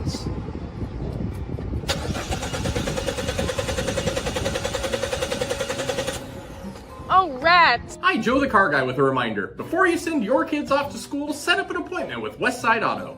We check everything from tires to belts, fluids, hoses, wipers, and lights. 44 inspection points to help prevent that "oh rats" moment for your students. Call us today to set up your appointment. We'll have your kids off to school saying, For the best, head west. Westside Auto. Over 1,300 vehicles on WauKeeChevy.com. Schottenkirk Chevy Waukee. If we don't have it, you can build it. Newly expanded service department means we're hiring. See the openings on WauKeeChevy.com. Schottenkirk Chevy Waukee. WauKeeChevy.com. Hi, this is Chris from Fireplace Superstore, and it's going to be an interesting patio furniture season this year. We have ordered a ton of merchandise, but due to supply chain issues, it's coming in a truckload at a time all summer long. If you want the best patio furniture, check early and check often. If you want to custom order your furniture, get in here as soon as you can to give your furniture the best chance to arrive this summer. Fireplace Superstore, Iowa's best patio furniture selection, just east of I-35 on Douglas Avenue. We all love a good win, however small or ordinary. Losing track of time, finding yourself with a few extra dollars in your pocket, soaking up the perfect Iowa day. These are the everyday delights and small victories that make us smile. These are the moments that connect us all as Iowans. And these are the moments that, more often than not, start with Iowa's farm families and the corn they're growing. Because when corn grows Iowa, Iowans win. Nick Severson to kick things off here in the third quarter. Hawks get the ball to start. They won the toss and deferred, which means they get a start in the second half.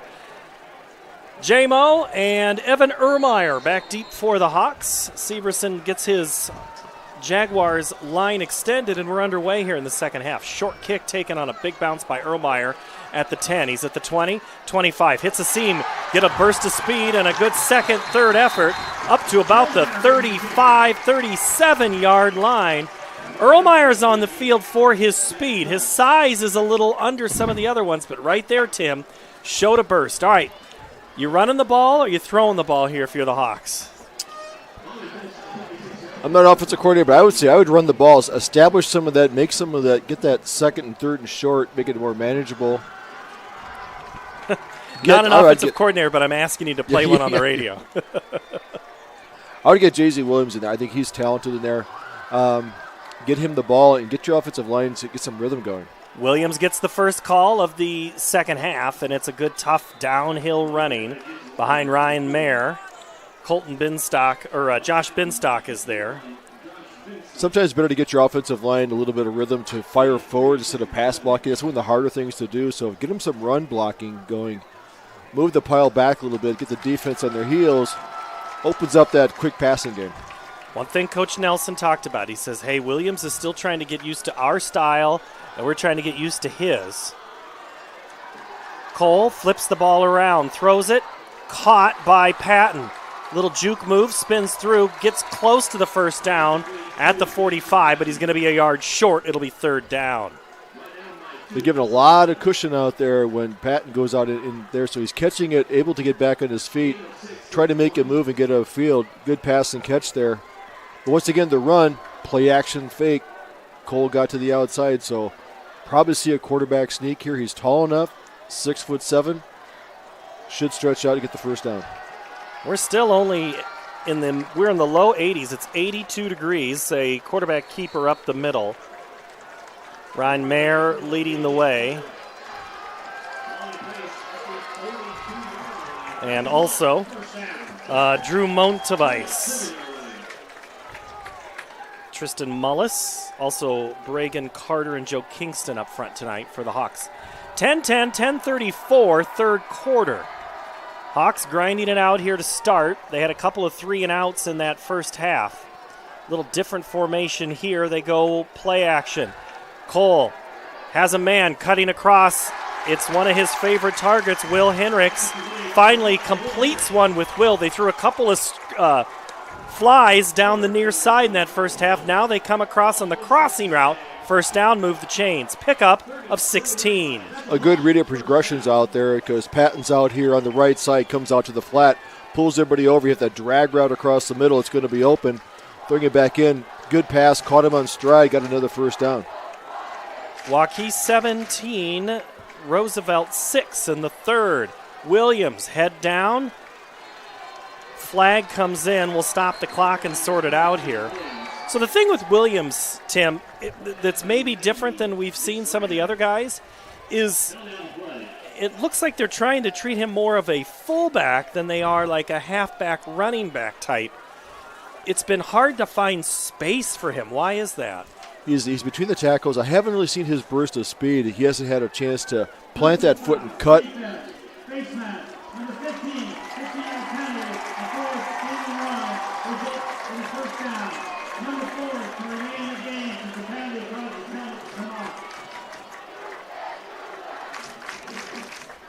That's Brad Bunting, our referee tonight, interrupting Tim's thoughts. No, face mask penalty there, but Jay-Z still comes out, but that would have been a running. But he's running between the tackles. I think he hasn't hit his stride yet to get the timing down between the linemen and his running style. Kruger is the first man off the line of scrimmage to the left. The throw is caught by Erlmeyer. Makes a man miss and then takes a couple of Jaguar players inside the 15. Evan Erlmeyer. Not many stats coming into this game, but boy, the sophomore is being asked a lot to come up big for the Hawks. Two big plays in this drive. One, the kickoff return, he went straight upfield and picked up the maximum amount of yards to get him out over the 30-yard line. There, caught the ball once again, went straight upfield, not trying to dance around, get as many yards as can. Brings up now a 2nd and 4. Ball on the 14, 9 minutes to go, third quarter. Cole under center. Reverse, they go Patton. Comes the near side, Jamison Patton. There is no one within 15 yards of him. Touchdown, 14-yard score. Hawks take their lead back. On the reverse there, Joe Kingston, the tackle, and also the tight end, Jerry Kruger. We don't call his name much, but got big blocks out there. That's what created that shut off that whole side. Patton basically walks into the end zone for a touchdown. Same play they ran back in the first quarter, but a much different result on that play. Had more running game to set it up where the defense had to play more honest. On to attempt the extra point are the Hawks.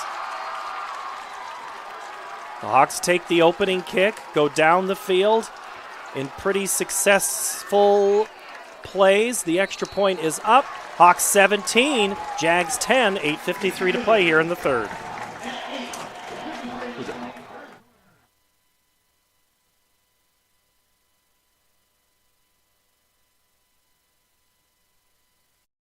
Godfather's Pizza begins with the download. Order through my new online ordering app and start earning free pizza and sides. It's easy. Download the Godfather's Pizza online ordering app today. Do it. Do you know what the best part about being a dog is? You can hear disaster before it even happens. You know what they say about disaster? Sometimes it can inspire a symphony.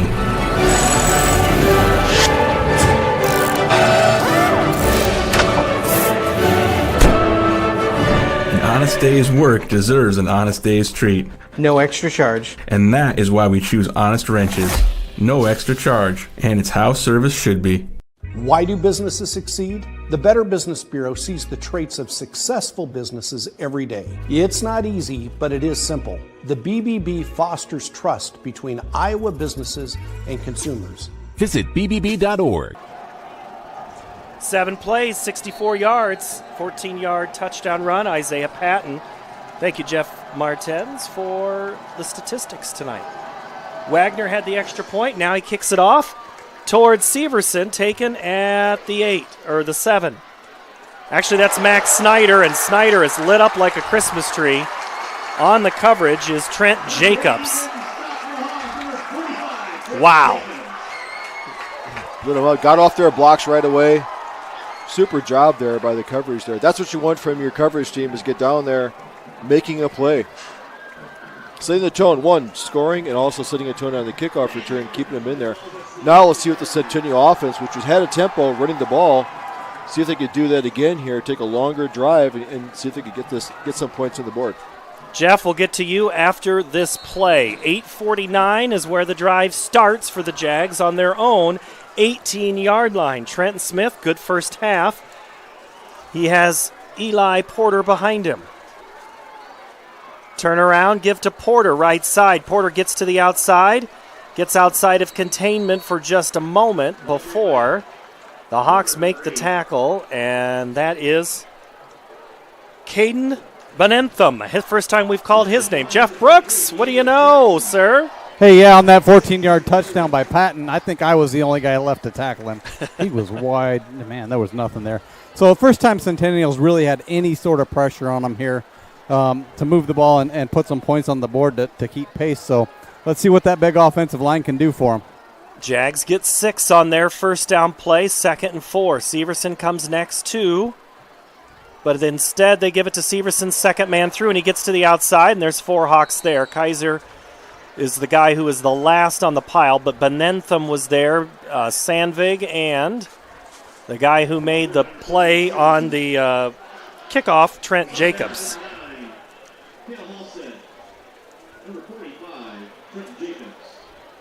I didn't see Cale Halstead on that one, did you? No. I see Trent's going to do a good job tonight from his linebacker position. Playing a linebacker, sometimes it looks like he's got his hand down there playing a lineman.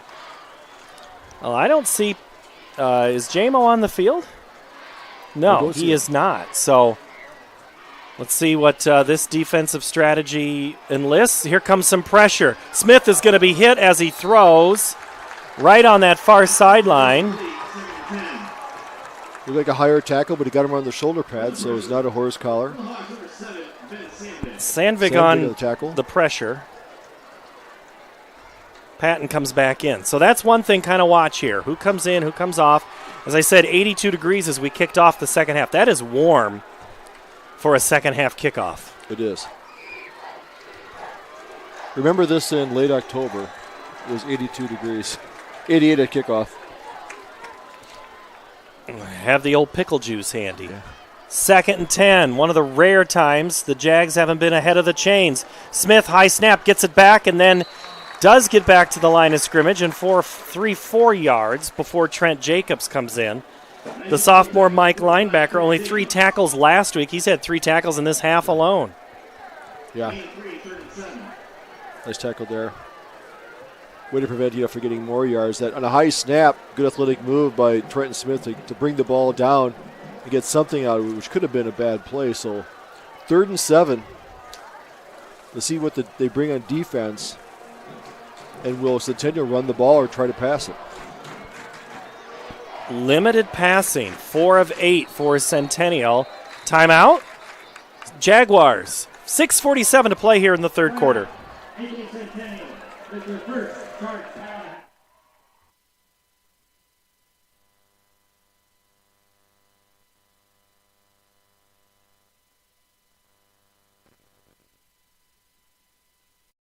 Godfather's Pizza. Begins with the download. Order through my new online ordering app and start earning free pizza and sides. It's easy. Download the Godfather's Pizza online ordering app today. Do it. Do you know what the best part about being a dog is? You can hear disaster before it even happens. You know what they say about disaster? Sometimes it can inspire a symphony.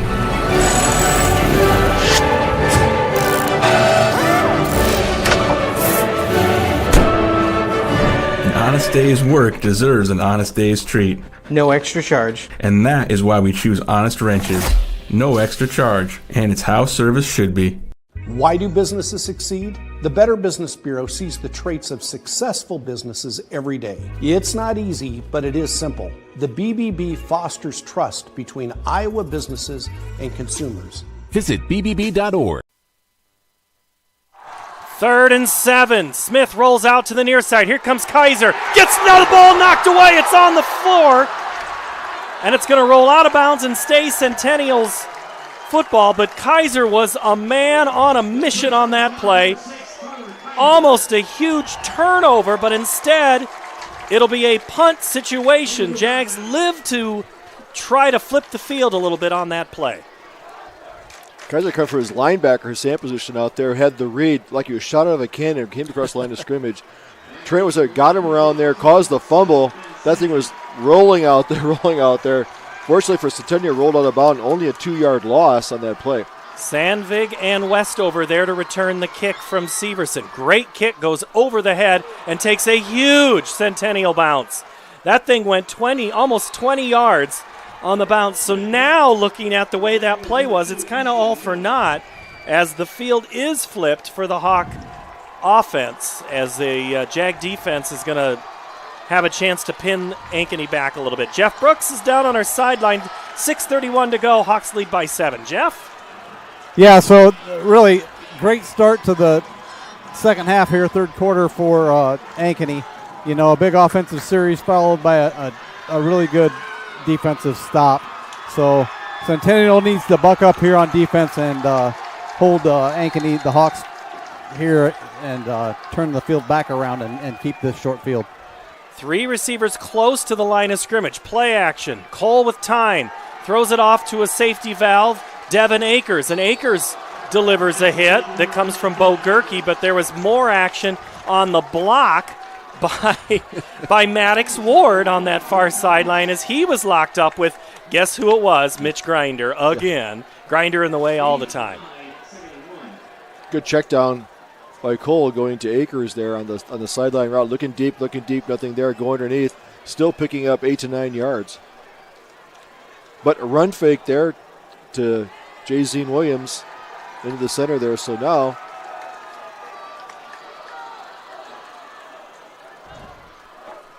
the give to Williams. He's going to have the first down at the 30-yard line on that play. that has an effect because the linemen have to watch where the running back is at first so they don't gap, so it slows them down a little bit. They can't get in the backfield because they're a read then rush format there. So good mixing of the play calls, brings up another first down there by the Ankeny Hawks offense. Ball at the 30, 6 minutes to go, third quarter. Trips now come to the near side, one to the top of the field. Patton is one of the guys out there. They runs a little decoy route. Cole will throw. Patton kind of made his guy fall asleep on him, complete up to the 44-yard line. Gain of 13, almost 14, enough to move the chains. Patton kind of gave up on his route, Tim. Maybe that was just to kind of fool us. Well, he went deep, came back for the ball, which is what all good receivers to do. Quarterbacks running out there, come back for the ball. Cole Grinder has nothing else to do but give him the cushion. Don't let him beat you deep. Keep him in front of you. But there he's got good hands there and a good arm strength by J.J. Cole to get the ball out there 15, 20 yards. Again, tight formation for the Hawks. They go Patton on the reverse. He's got some room near side, gets to about midfield before Cole Pieper knocks him out. Good first down yardage. So now the Hawks, it looked like in that second quarter early on, Tim, the Hawks were very happy with throwing the ball. Now they seem to be very happy running the ball. Yeah, and they're getting some yards on the ground there. Broth came out there, guard, in his guard position, came out, kicked the lineman out, caused that lane, because running through the lane, cutting upfield, it tends to be a better running place. Williams, midfield, up towards the 46 and near a first down. Late flag comes out. Joe Kingston is pulled up and given a compliment by his players, which makes you think it's maybe going to be on Centennial. You ever stood next to Joe Kingston? That kid is a big kid, but so is Greider. Yeah, he looks. I was looking at Mitchell at practice the other night, and he is one big dude. Joe is. He's a great-looking guy. He's one of the captains out there.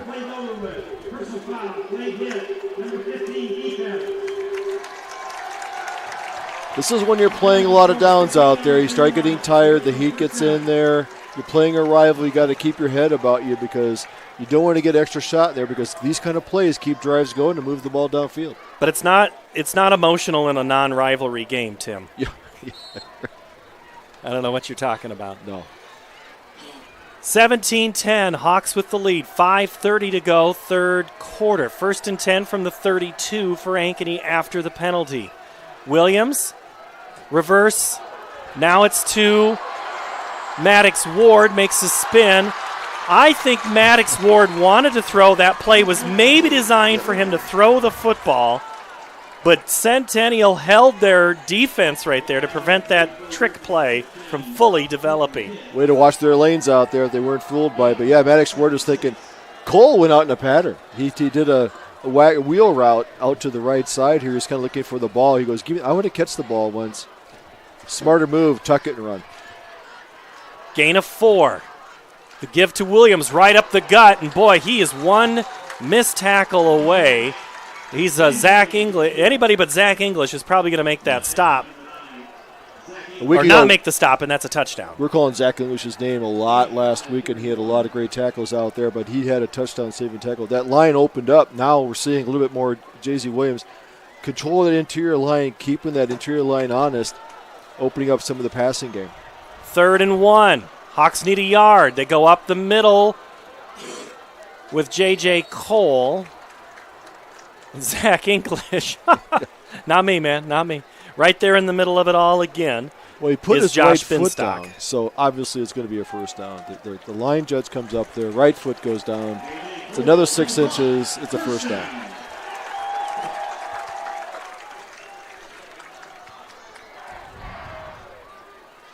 Fresh set of downs for the Hawks. Ward and Henricks come to the right. Now Ward goes back to the left side. It'll be Patton and Ward, numbers 2 and 3, and we're going to have a timeout by Ankeny. Play clock was down to 10. Step away, Hawks by 7.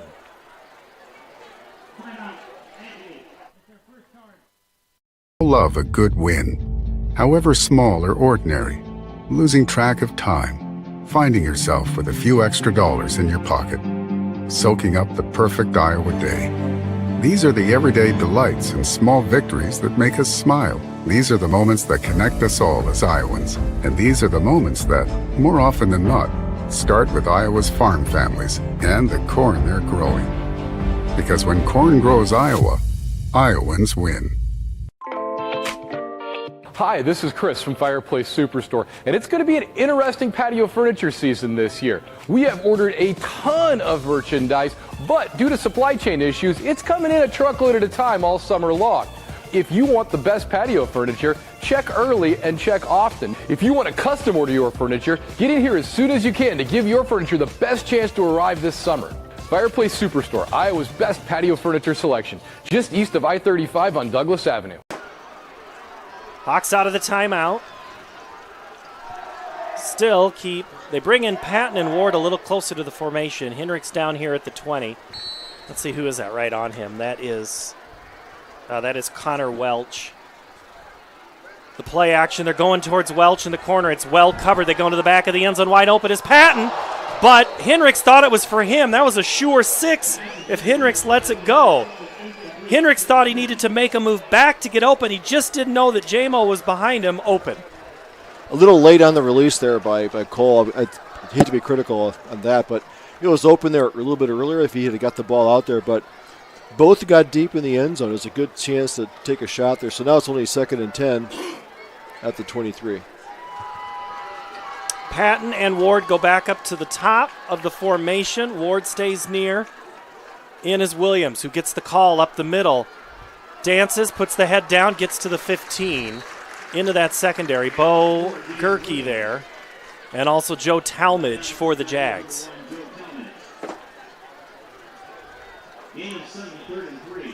Good run there. We're seeing quite a bit of, only 4 carries in the first half there by Williams. Now we're seeing that he's getting the ball a lot more in this drive and getting a lot of positive yards.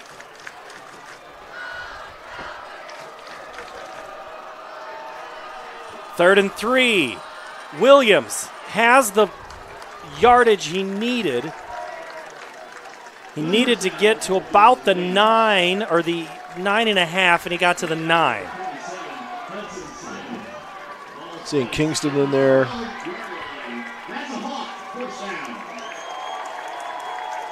Jack Dorfler looks like he's in there. Sophomore, 265-pound lineman. Their size, they have a formidable offensive line. Once they get moving forward, creating that seam, JC and all it has to do is follow that offensive line, pick up 4 yards at a pop. From the 12, the Hawks on first down. Williams cuts back. Counters again. Maybe gets to where that yellow soccer line is, which is at about the 8. Talmadge in for the tackle. Good job there by Mitch Greider, plugging up that right side, no place to go, forcing JZ to take a different route to the outside, cut it in, picked up a few yards. Nothing going there on the left side of that defense. 2nd and 6 for Ankeny. 2 minutes to play, third quarter. Ward gets on. There's nobody on the right side. Williams, they throw across. Oh, Hendricks would have had that walking in. He turned to run before he watched it into his hand. Incomplete. That'll be something they'll work on in practice there, that catch then run. A little eager for the touchdown against their rival.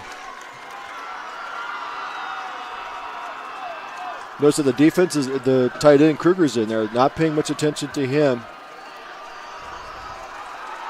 3rd and 6 from the 8. Hawks would love a touchdown here. Jags are hoping to at least push a field goal attempt. Look for the double stack. Erlmeyer makes a double move. Pocket collapses. Cole buys time. Patton has it at the 5. Makes one guy miss, but he cannot make a host of tacklers. It was there for a moment to catch it, but nothing more. It'll be 4th down. It'll have to be either a tough 4th down play of at least 4 or a field goal attempt.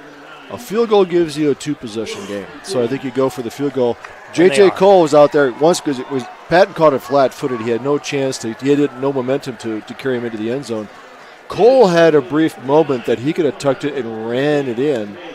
It was there for a little bit, but he was trying to pass it in. So, anyway, still a good drive. Took it down here all the way down to the 8-yard line, the 5-yard line.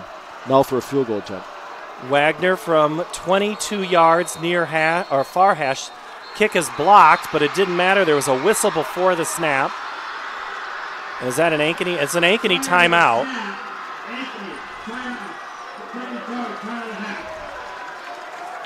And the Hawks burn their second TO. At that play, Jeff Brooks, I don't know if you saw what was unfolding. I got to find where Jeff is.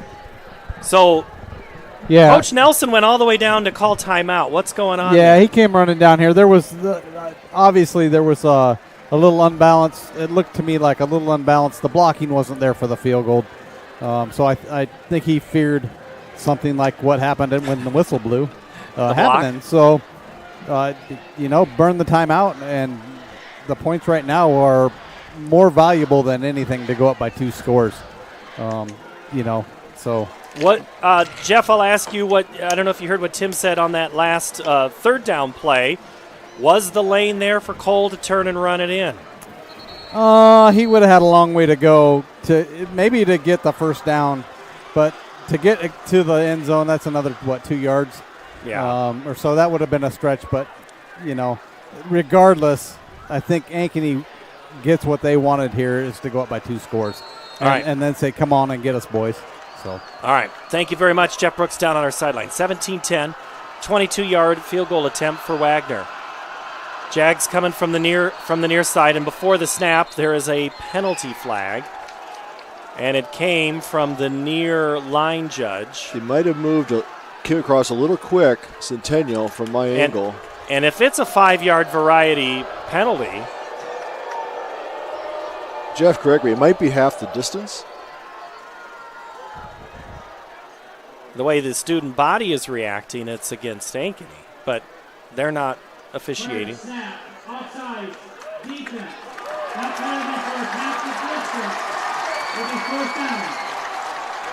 Half the distance. Doesn't not enough for the first down, but it does give like a 1 yard. And Ankeny's bringing the offense back out.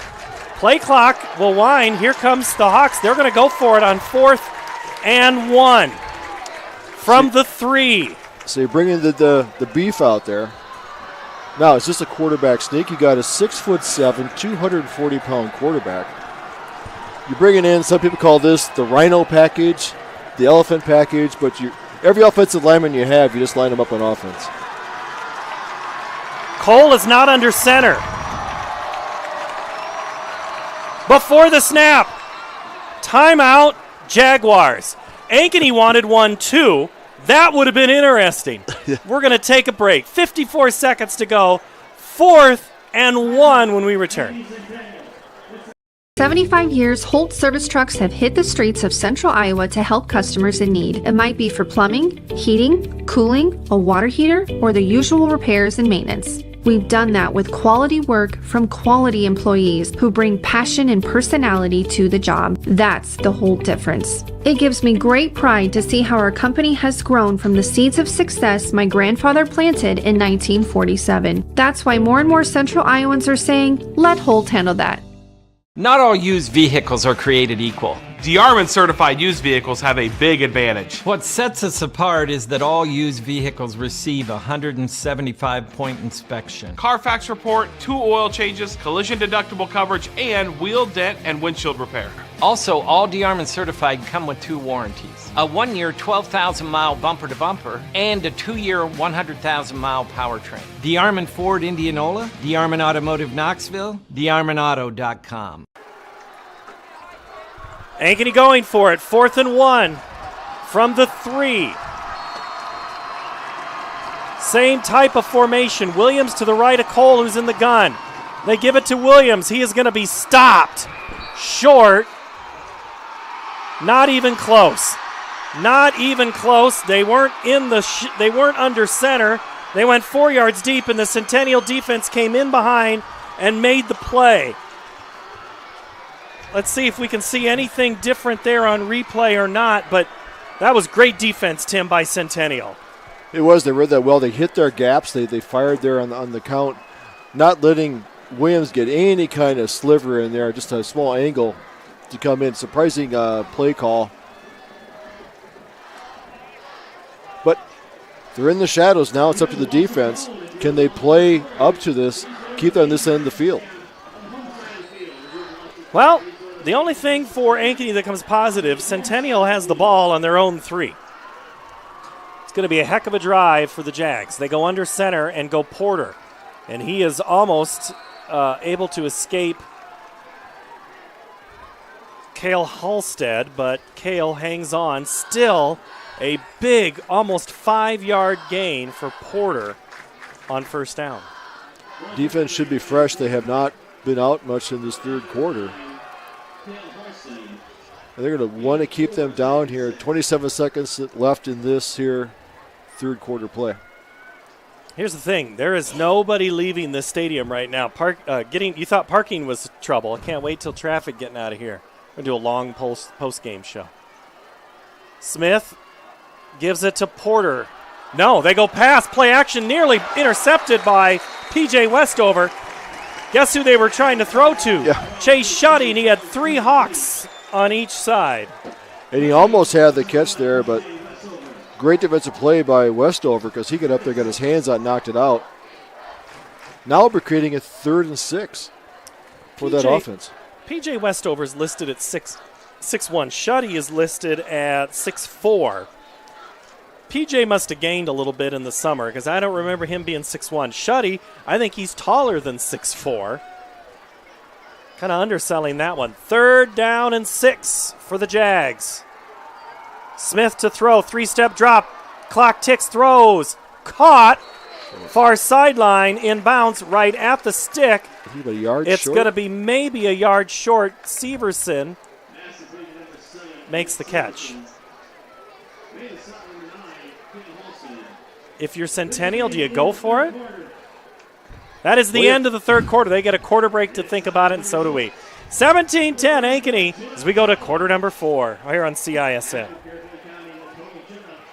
Used vehicles are created equal. DeArmond certified used vehicles have a big advantage. What sets us apart is that all used vehicles receive a 175-point inspection. Carfax report, 2 oil changes, collision deductible coverage, and wheel dent and windshield repair. Also, all DeArmond certified come with 2 warranties. A 1-year 12,000-mile bumper-to-bumper and a 2-year 100,000-mile powertrain. DeArmond Ford Indianola, DeArmond Automotive Knoxville, DeArmondAuto.com. Mornings. They can be hectic. Let's go. So can your car. So to get free pickup, drop-off, or delivery, head over to Honest Wrenches. And their loaner vehicles? No extra charge. Find your peace of mind with even more wonderful services. Every vehicle that comes in gets a full visual inspection and a 5-year, 50,000-mile warranty. No extra charge. Head on over to Honest Wrenches. No extra charge, and it's how service should be. We go to quarter number 4. This one's been good. This, in fact, been one of the best battles between these two teams. We've had some doozies. We're shaping up for the final 12. Ankeny leads Centennial 17-10, along with Jeff Brooks, Tim Halber. I'm Paul Yeager. Glad to have you here on this Friday night in Ankeny, Iowa. The battle for one of the fastest-growing towns in the state of Iowa, if not the country. Seems like they're all here. Severson, a yard deep in his end zone. Takes the snap, low kick. It's going to go out of bounds and then bounce back towards play at about the 42. No chance for a return, but pretty darn good field possession for the Ankeny Hawks. Jeff Brooks is down on our sideline. I know he's there. He's trying to tell me.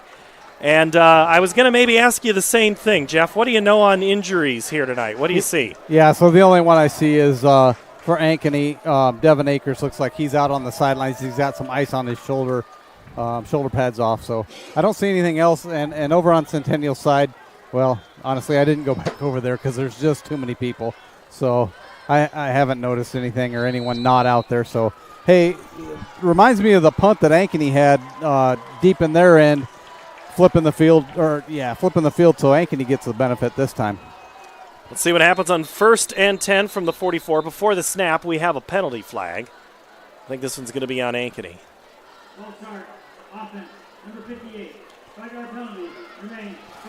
Well, a little more rushing for Ankeny in that 3rd quarter. They're now up to 82 yards total and 181 passing on the game for a total of 263.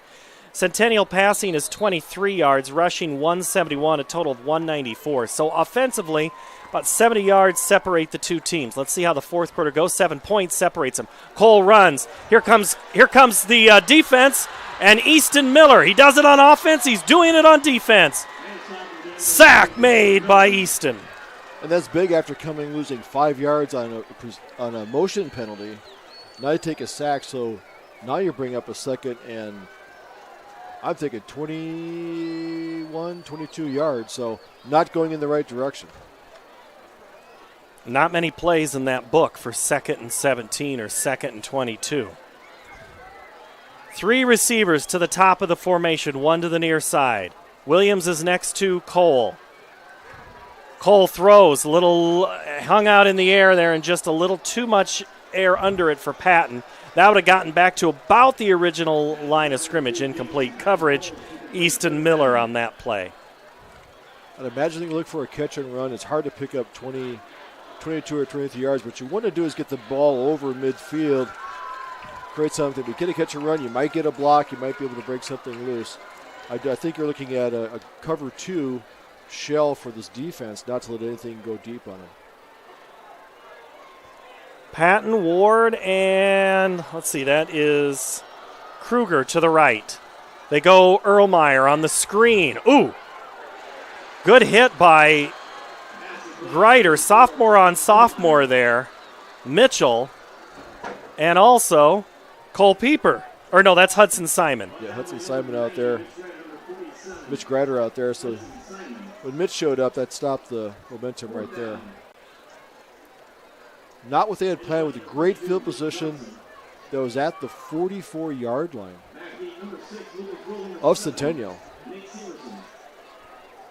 And that drive will chip into that offensive. That'll get us a lot closer in yards. Boy, almost getting through is Colton Kitt. Catching it on the run is Brule, and he's up to the 32-yard line. Great return, and there is an Ankeny player down at the 42 holding the right leg. And he's holding that leg up like it's a cramp. And I could not see who it was before he turned his jersey over.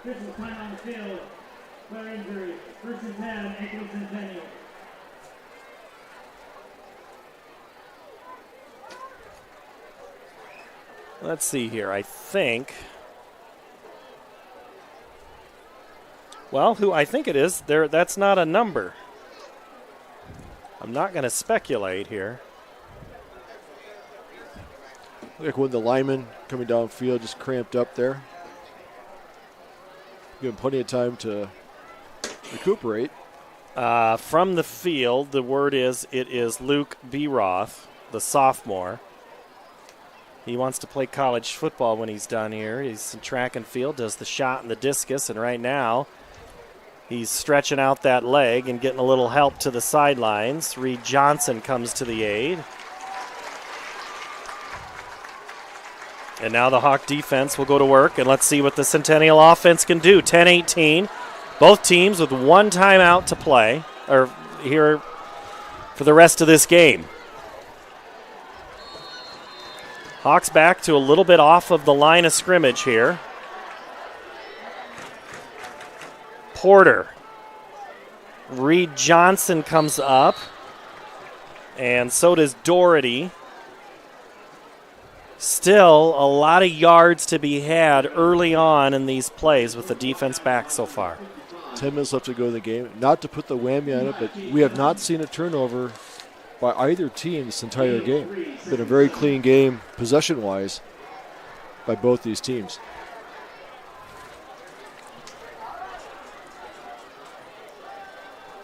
Jacob Kruger now playing a little defense for the Hawks. In for Sandvig on this package.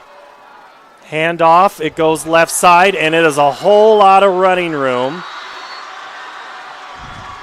for Severson. He gets up to the 45, or 44, before Halstead brings him down. Eric Entricken is in there, number 42. Good block on the outside, which created that to go outside there and pick up the first down. So we're seeing a mix of running backs, fullbacks in there, getting their blocks on the outside, creating that lane, the running lane. 9-13, 1st and 10 for Centennial. Smith on the screen, caught by Shuddy. Chase in the open field. Doherty and Kruger come up.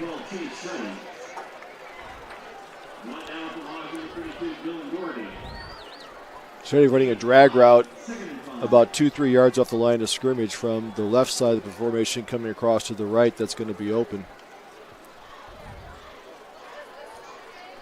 Good job of the defense keeping it in front of him to keep it only to a 5-yard gain. But again, the Jags get more than 4 yards on that first down play, 5 on that one. More times than not, they've had 2nd and 5 tonight. Porter bounces to the outside, and then there is nowhere to go. Let's see who that was. P.J. Westover finished, but really all the credit on that one goes to Caden Benetham. Nice takedown by him. That's 2 points in wrestling terms if you're scoring at home. He had out there, had a hold of him, and he brought him down. So big play that we just talked about. They had a 2nd and 5. Now it brings up 3rd and 10. Now is the advantage to the defense. Who will they bring in this blitzing defense where they line up odd lines, no down linemen?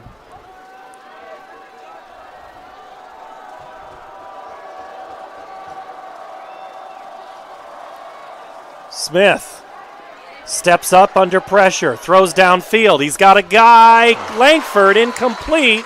Would have been a first down and a whole lot more. He was open.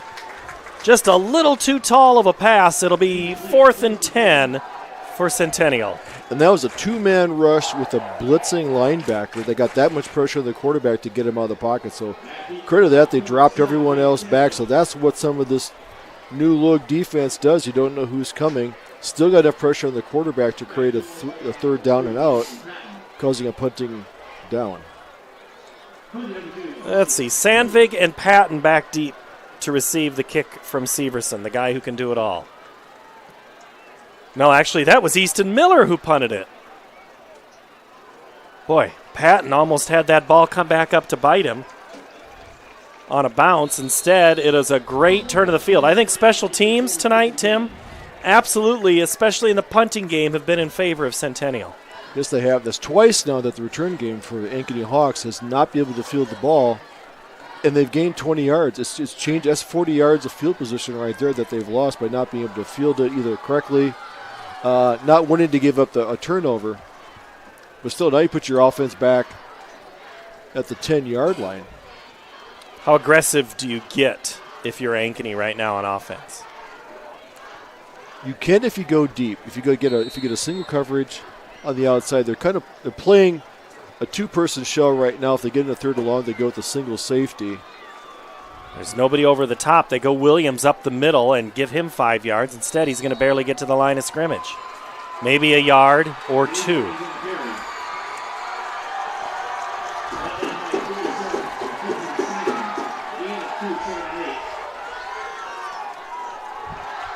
If you're going to throw the ball underneath the coverage, you want to do it now on 2nd down. It doesn't do you much good in the 3rd down. So if you're going to get a catch and run here, now's the down to do it. You see, it'd be fun to get Patton out there catching and running at the same time, catch him in stride versus one of these little hook patterns. Waukee adds another score, 31-13. That's the Jags' opponent next week. Caught, Will Henricks. First down, Bo Gerke, the tackle, at about the 25. There's your route, Tim. Good tackle by Gerke out there, but once again, he had the isolation, he had a single coverage on the outside. He did a skinny post coming across the middle. Good pass there by Cole, right on the money, caught him in stride, so there's your first down, because you had more receivers here on the left side pulling the coverage over. Patton gains the single coverage from Welch. Williams gets outside for just a moment, and then, boy, Zach English closed that in a hurry. Colt Kidd also in there, coming in from the backside, getting a tackle on there, keeping it from yards. Willing to run the ball to keep that defense honest, because it creates the linebackers have to keep coming in to make the tackle, so they're not out there in a pattern. So makes that play action play much more effective when you've been running the ball consistently. And which is something that was not done in the second quarter. We've talked about that several times. And now the play clock down at 15. The Hawks, they only have one timeout. They don't seem too much in a hurry, but looks like they'll maybe get this play off. No time to check into something else. Cole looks left, throws to Patton, caught at the 35, quickly met by Welch. Forward progress takes him to the 34. It'll be 3rd and a long 3. I know in the 3rd quarter alone that William when he had 4 carries in the first half, he had 9 carries in the 3rd quarter alone. So seeing that his carry total moving up, which has allowed this offense to be more effective when they're running the ball, keeping the defense honest. So see if they dial up here.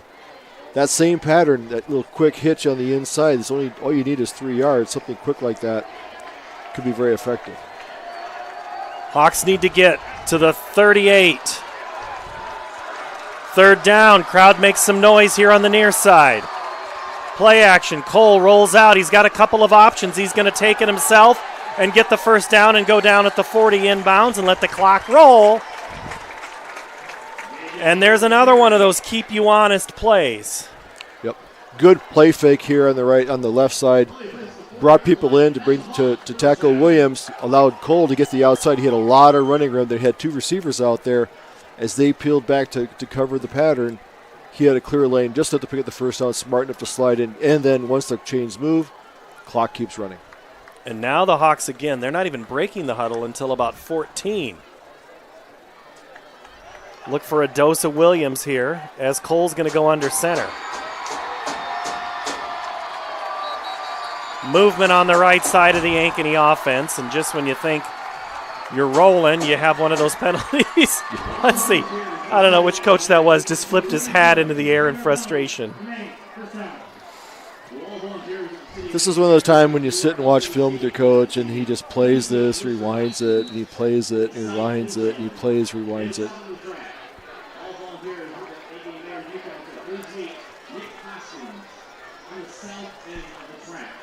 But they're going to have a play here, whether it's run or pass, that keeps the clock going.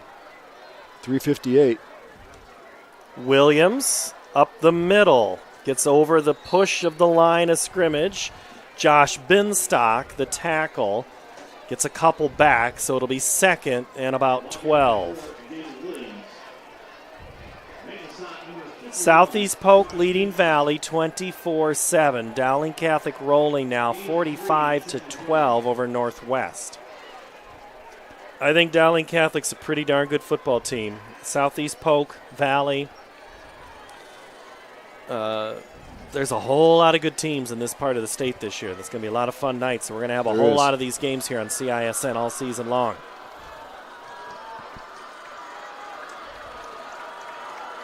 Williams back to the 40.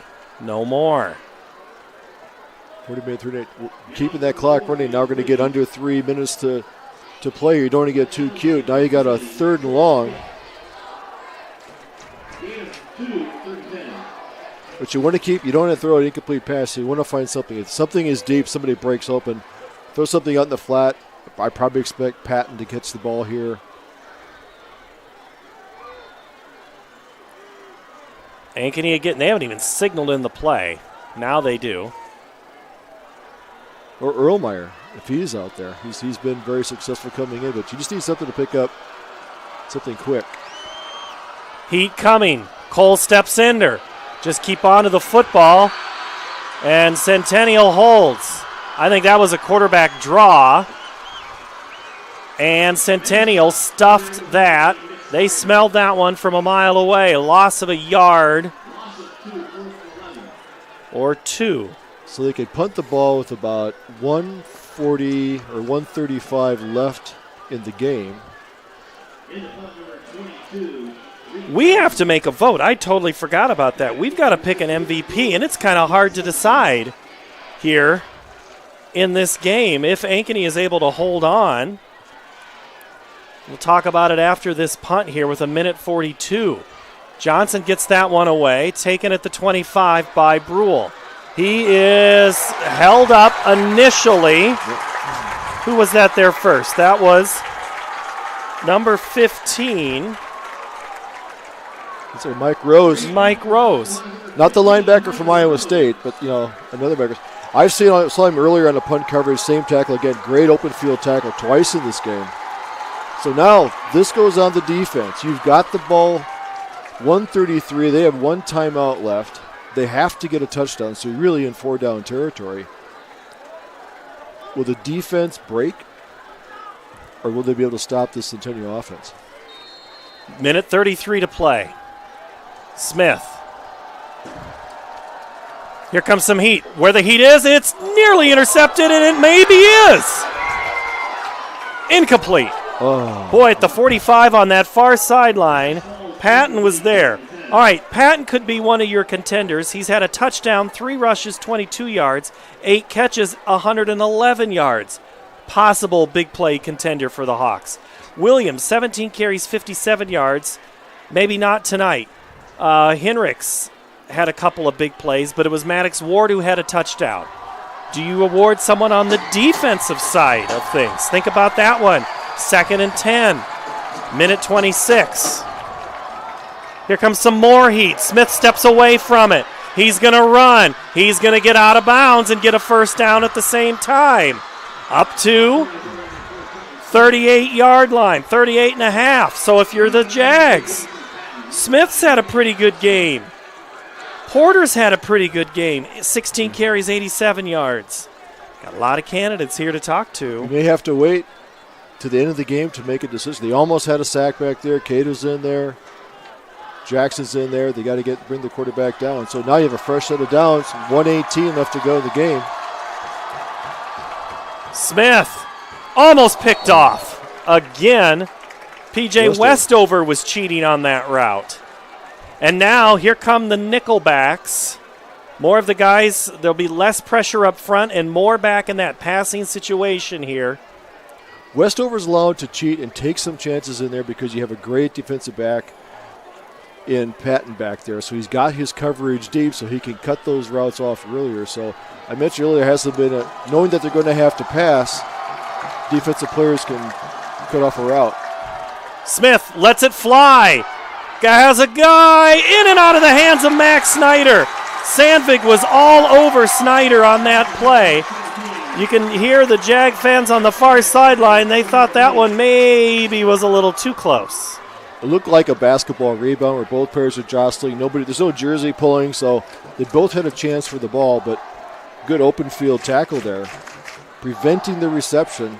Now you're up to 3rd and 10, but you're definitely into 4-down territory, so they got 2 more downs to stop them here on this series. 3rd and 10, a minute 9.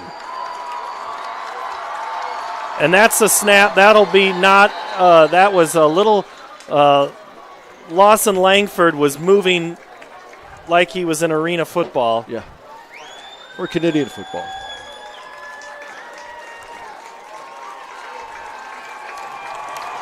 That'll complicate things just a little bit.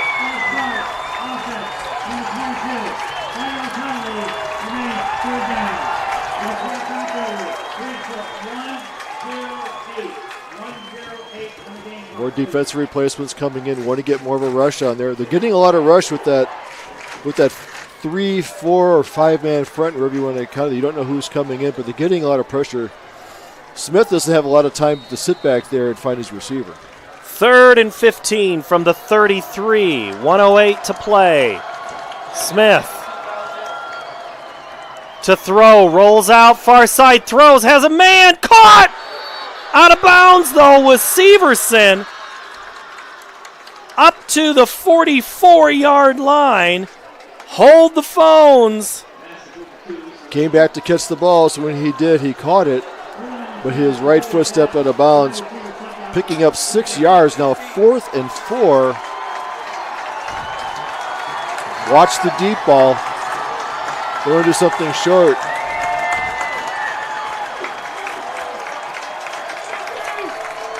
Every quarterback scrambling for a first down.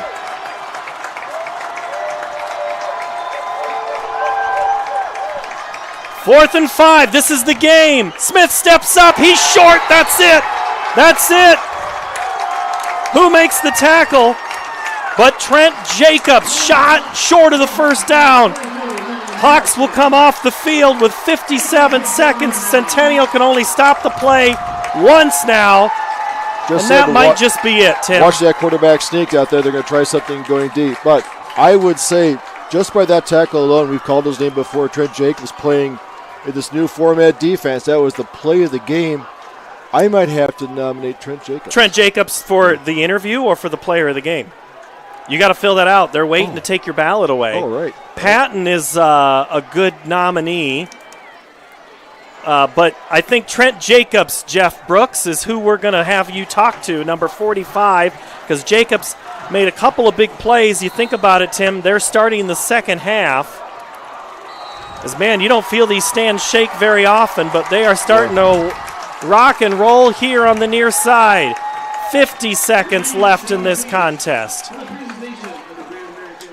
Ankeny has struggled in this contest with Centennial. Halfway through,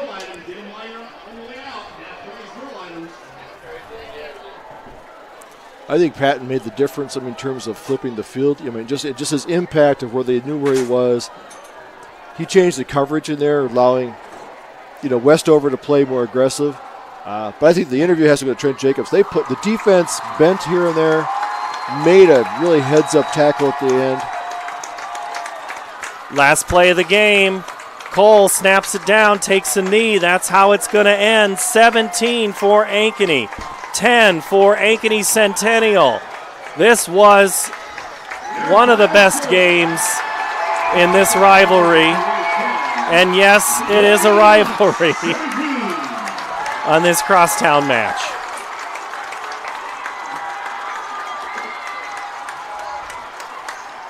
Yeah, I would agree. That was a really, really good game. These two teams left it on the field, and that's what you want to do. Good, clean game by the teams. They went up there. It was like a big chess match. What they're going to do next. It's a very impressive outing by both teams. Well, our interviews are going to be a little harder to get because there will be a couple of extra presentations, and the Great American Rivalry Series is here, and they will make a presentation. And Jeff is trying to chase down his players, so we'll take a quick 2-minute break. We've got nowhere to go because it is going to be hard to get out of here tonight. Good one tonight. Ankeny wins 17-10. The Jaguars and Hawks fought out really, really hard tonight. Back after this, the post-game show here on CISN.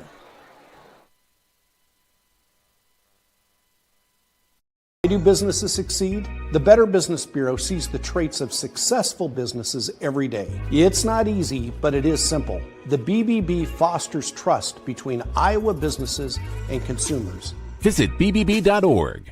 I'm off to college.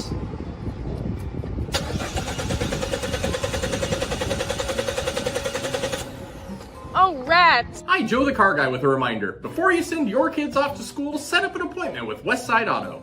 We check everything from tires to belts, fluids, hoses, wipers, and lights. 44 inspection points to help prevent that oh rats moment for your students.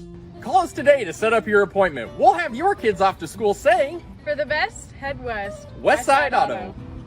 Over 1,300 vehicles on WaukeeChevy.com. Schottenkirk Chevy Waukee. If we don't have it, you can build it. Newly expanded service department means we're hiring. See the openings on WaukeeChevy.com. Schottenkirk Chevy Waukee. WaukeeChevy.com.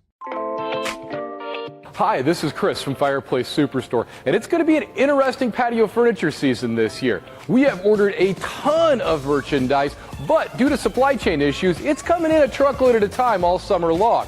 If you want the best patio furniture, check early and check often. If you want to custom order your furniture, get in here as soon as you can to give your furniture the best chance to arrive this summer.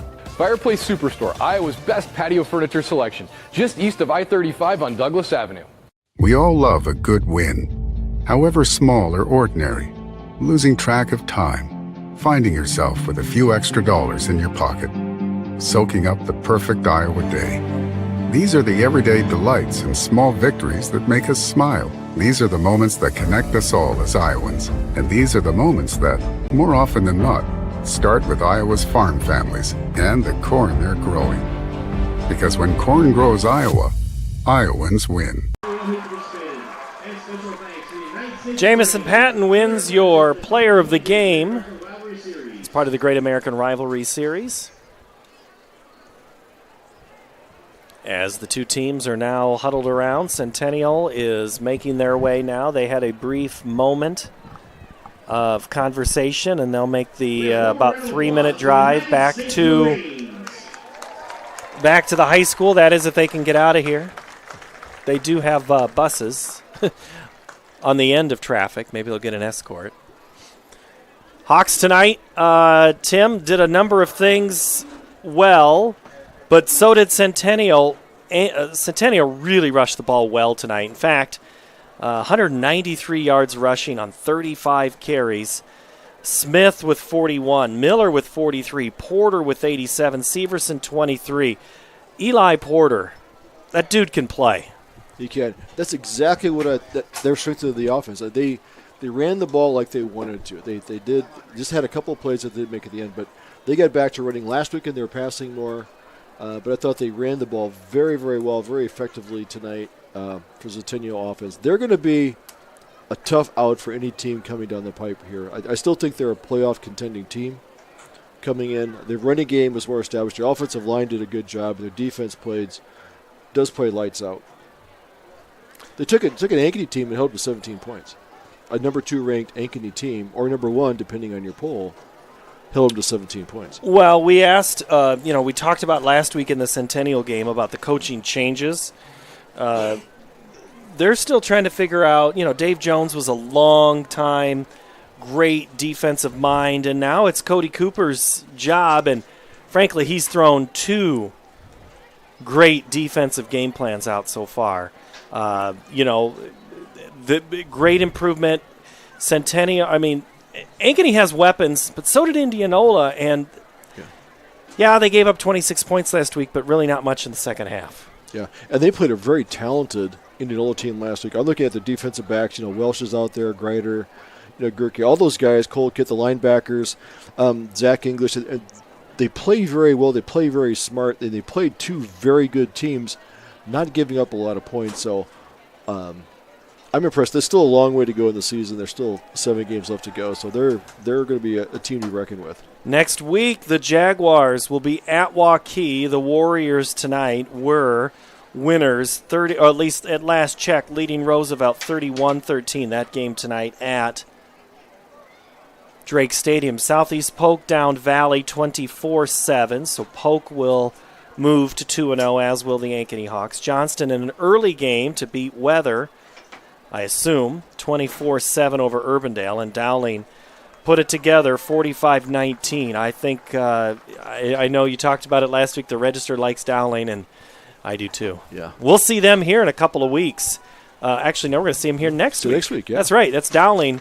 Then Southeast Polk is where Ankeny goes. So it doesn't get any easier for the Hawks next week. And don't think that Dowling's not going to come in here motivated. Last year, Ankeny won at Valley Stadium 27-13. That was a great game, too. Yep. Yeah, excited to have it gets more interesting as we go on as a team. So Ankeny had some bumps in here. I think the offense, they sputtered at their first half. They're trying to find their footing out there to figure out this defense. Played a much better second half, much more cohesive. Started running the ball more, much more balanced. They moved the ball effectively and ultimately won the game. Coach Rick Nelson talking to his players right now. They'll enjoy this one tonight, but, man, it will be a dogfight. We'll have that here. We'll go on around 6:15 on CISN. Kickoff at 7, so you'll want to be watching that. And Centennial goes out west to Waukee. Then there'll be our next Centennial game will be on the 16th of September when Cedar Falls comes, and then Sioux City East the week after. So Jags have a couple of tough games ahead too, but, man, Ankeny really has a tough row to go. And our man Jeff Brooks is down on the sideline. He's trying to sort through a couple of Hawks. He's got a guy who made a pretty darn big catch. Let's see, you kind of want to know Henricks tonight. 3 catches, 42 yards, Jeff. Hey, down here with Will. Yeah, Will, nice offensive performance from you tonight. Big catch in the first half, I think it was. So tell me about tonight's game, and then going forward, you got a big matchup coming up. So tonight's game, we had a big fight. First half was a very good fight. We had field goal and then touchdown, which was nice. Going into the second half, we had a locker room. I mean, we talked it out. We knew that we had to come out and score that first drive, and that's what we did, and that's what sealed the game. And so, I mean, I think it prepares us for next week because we got to fight next week too. So.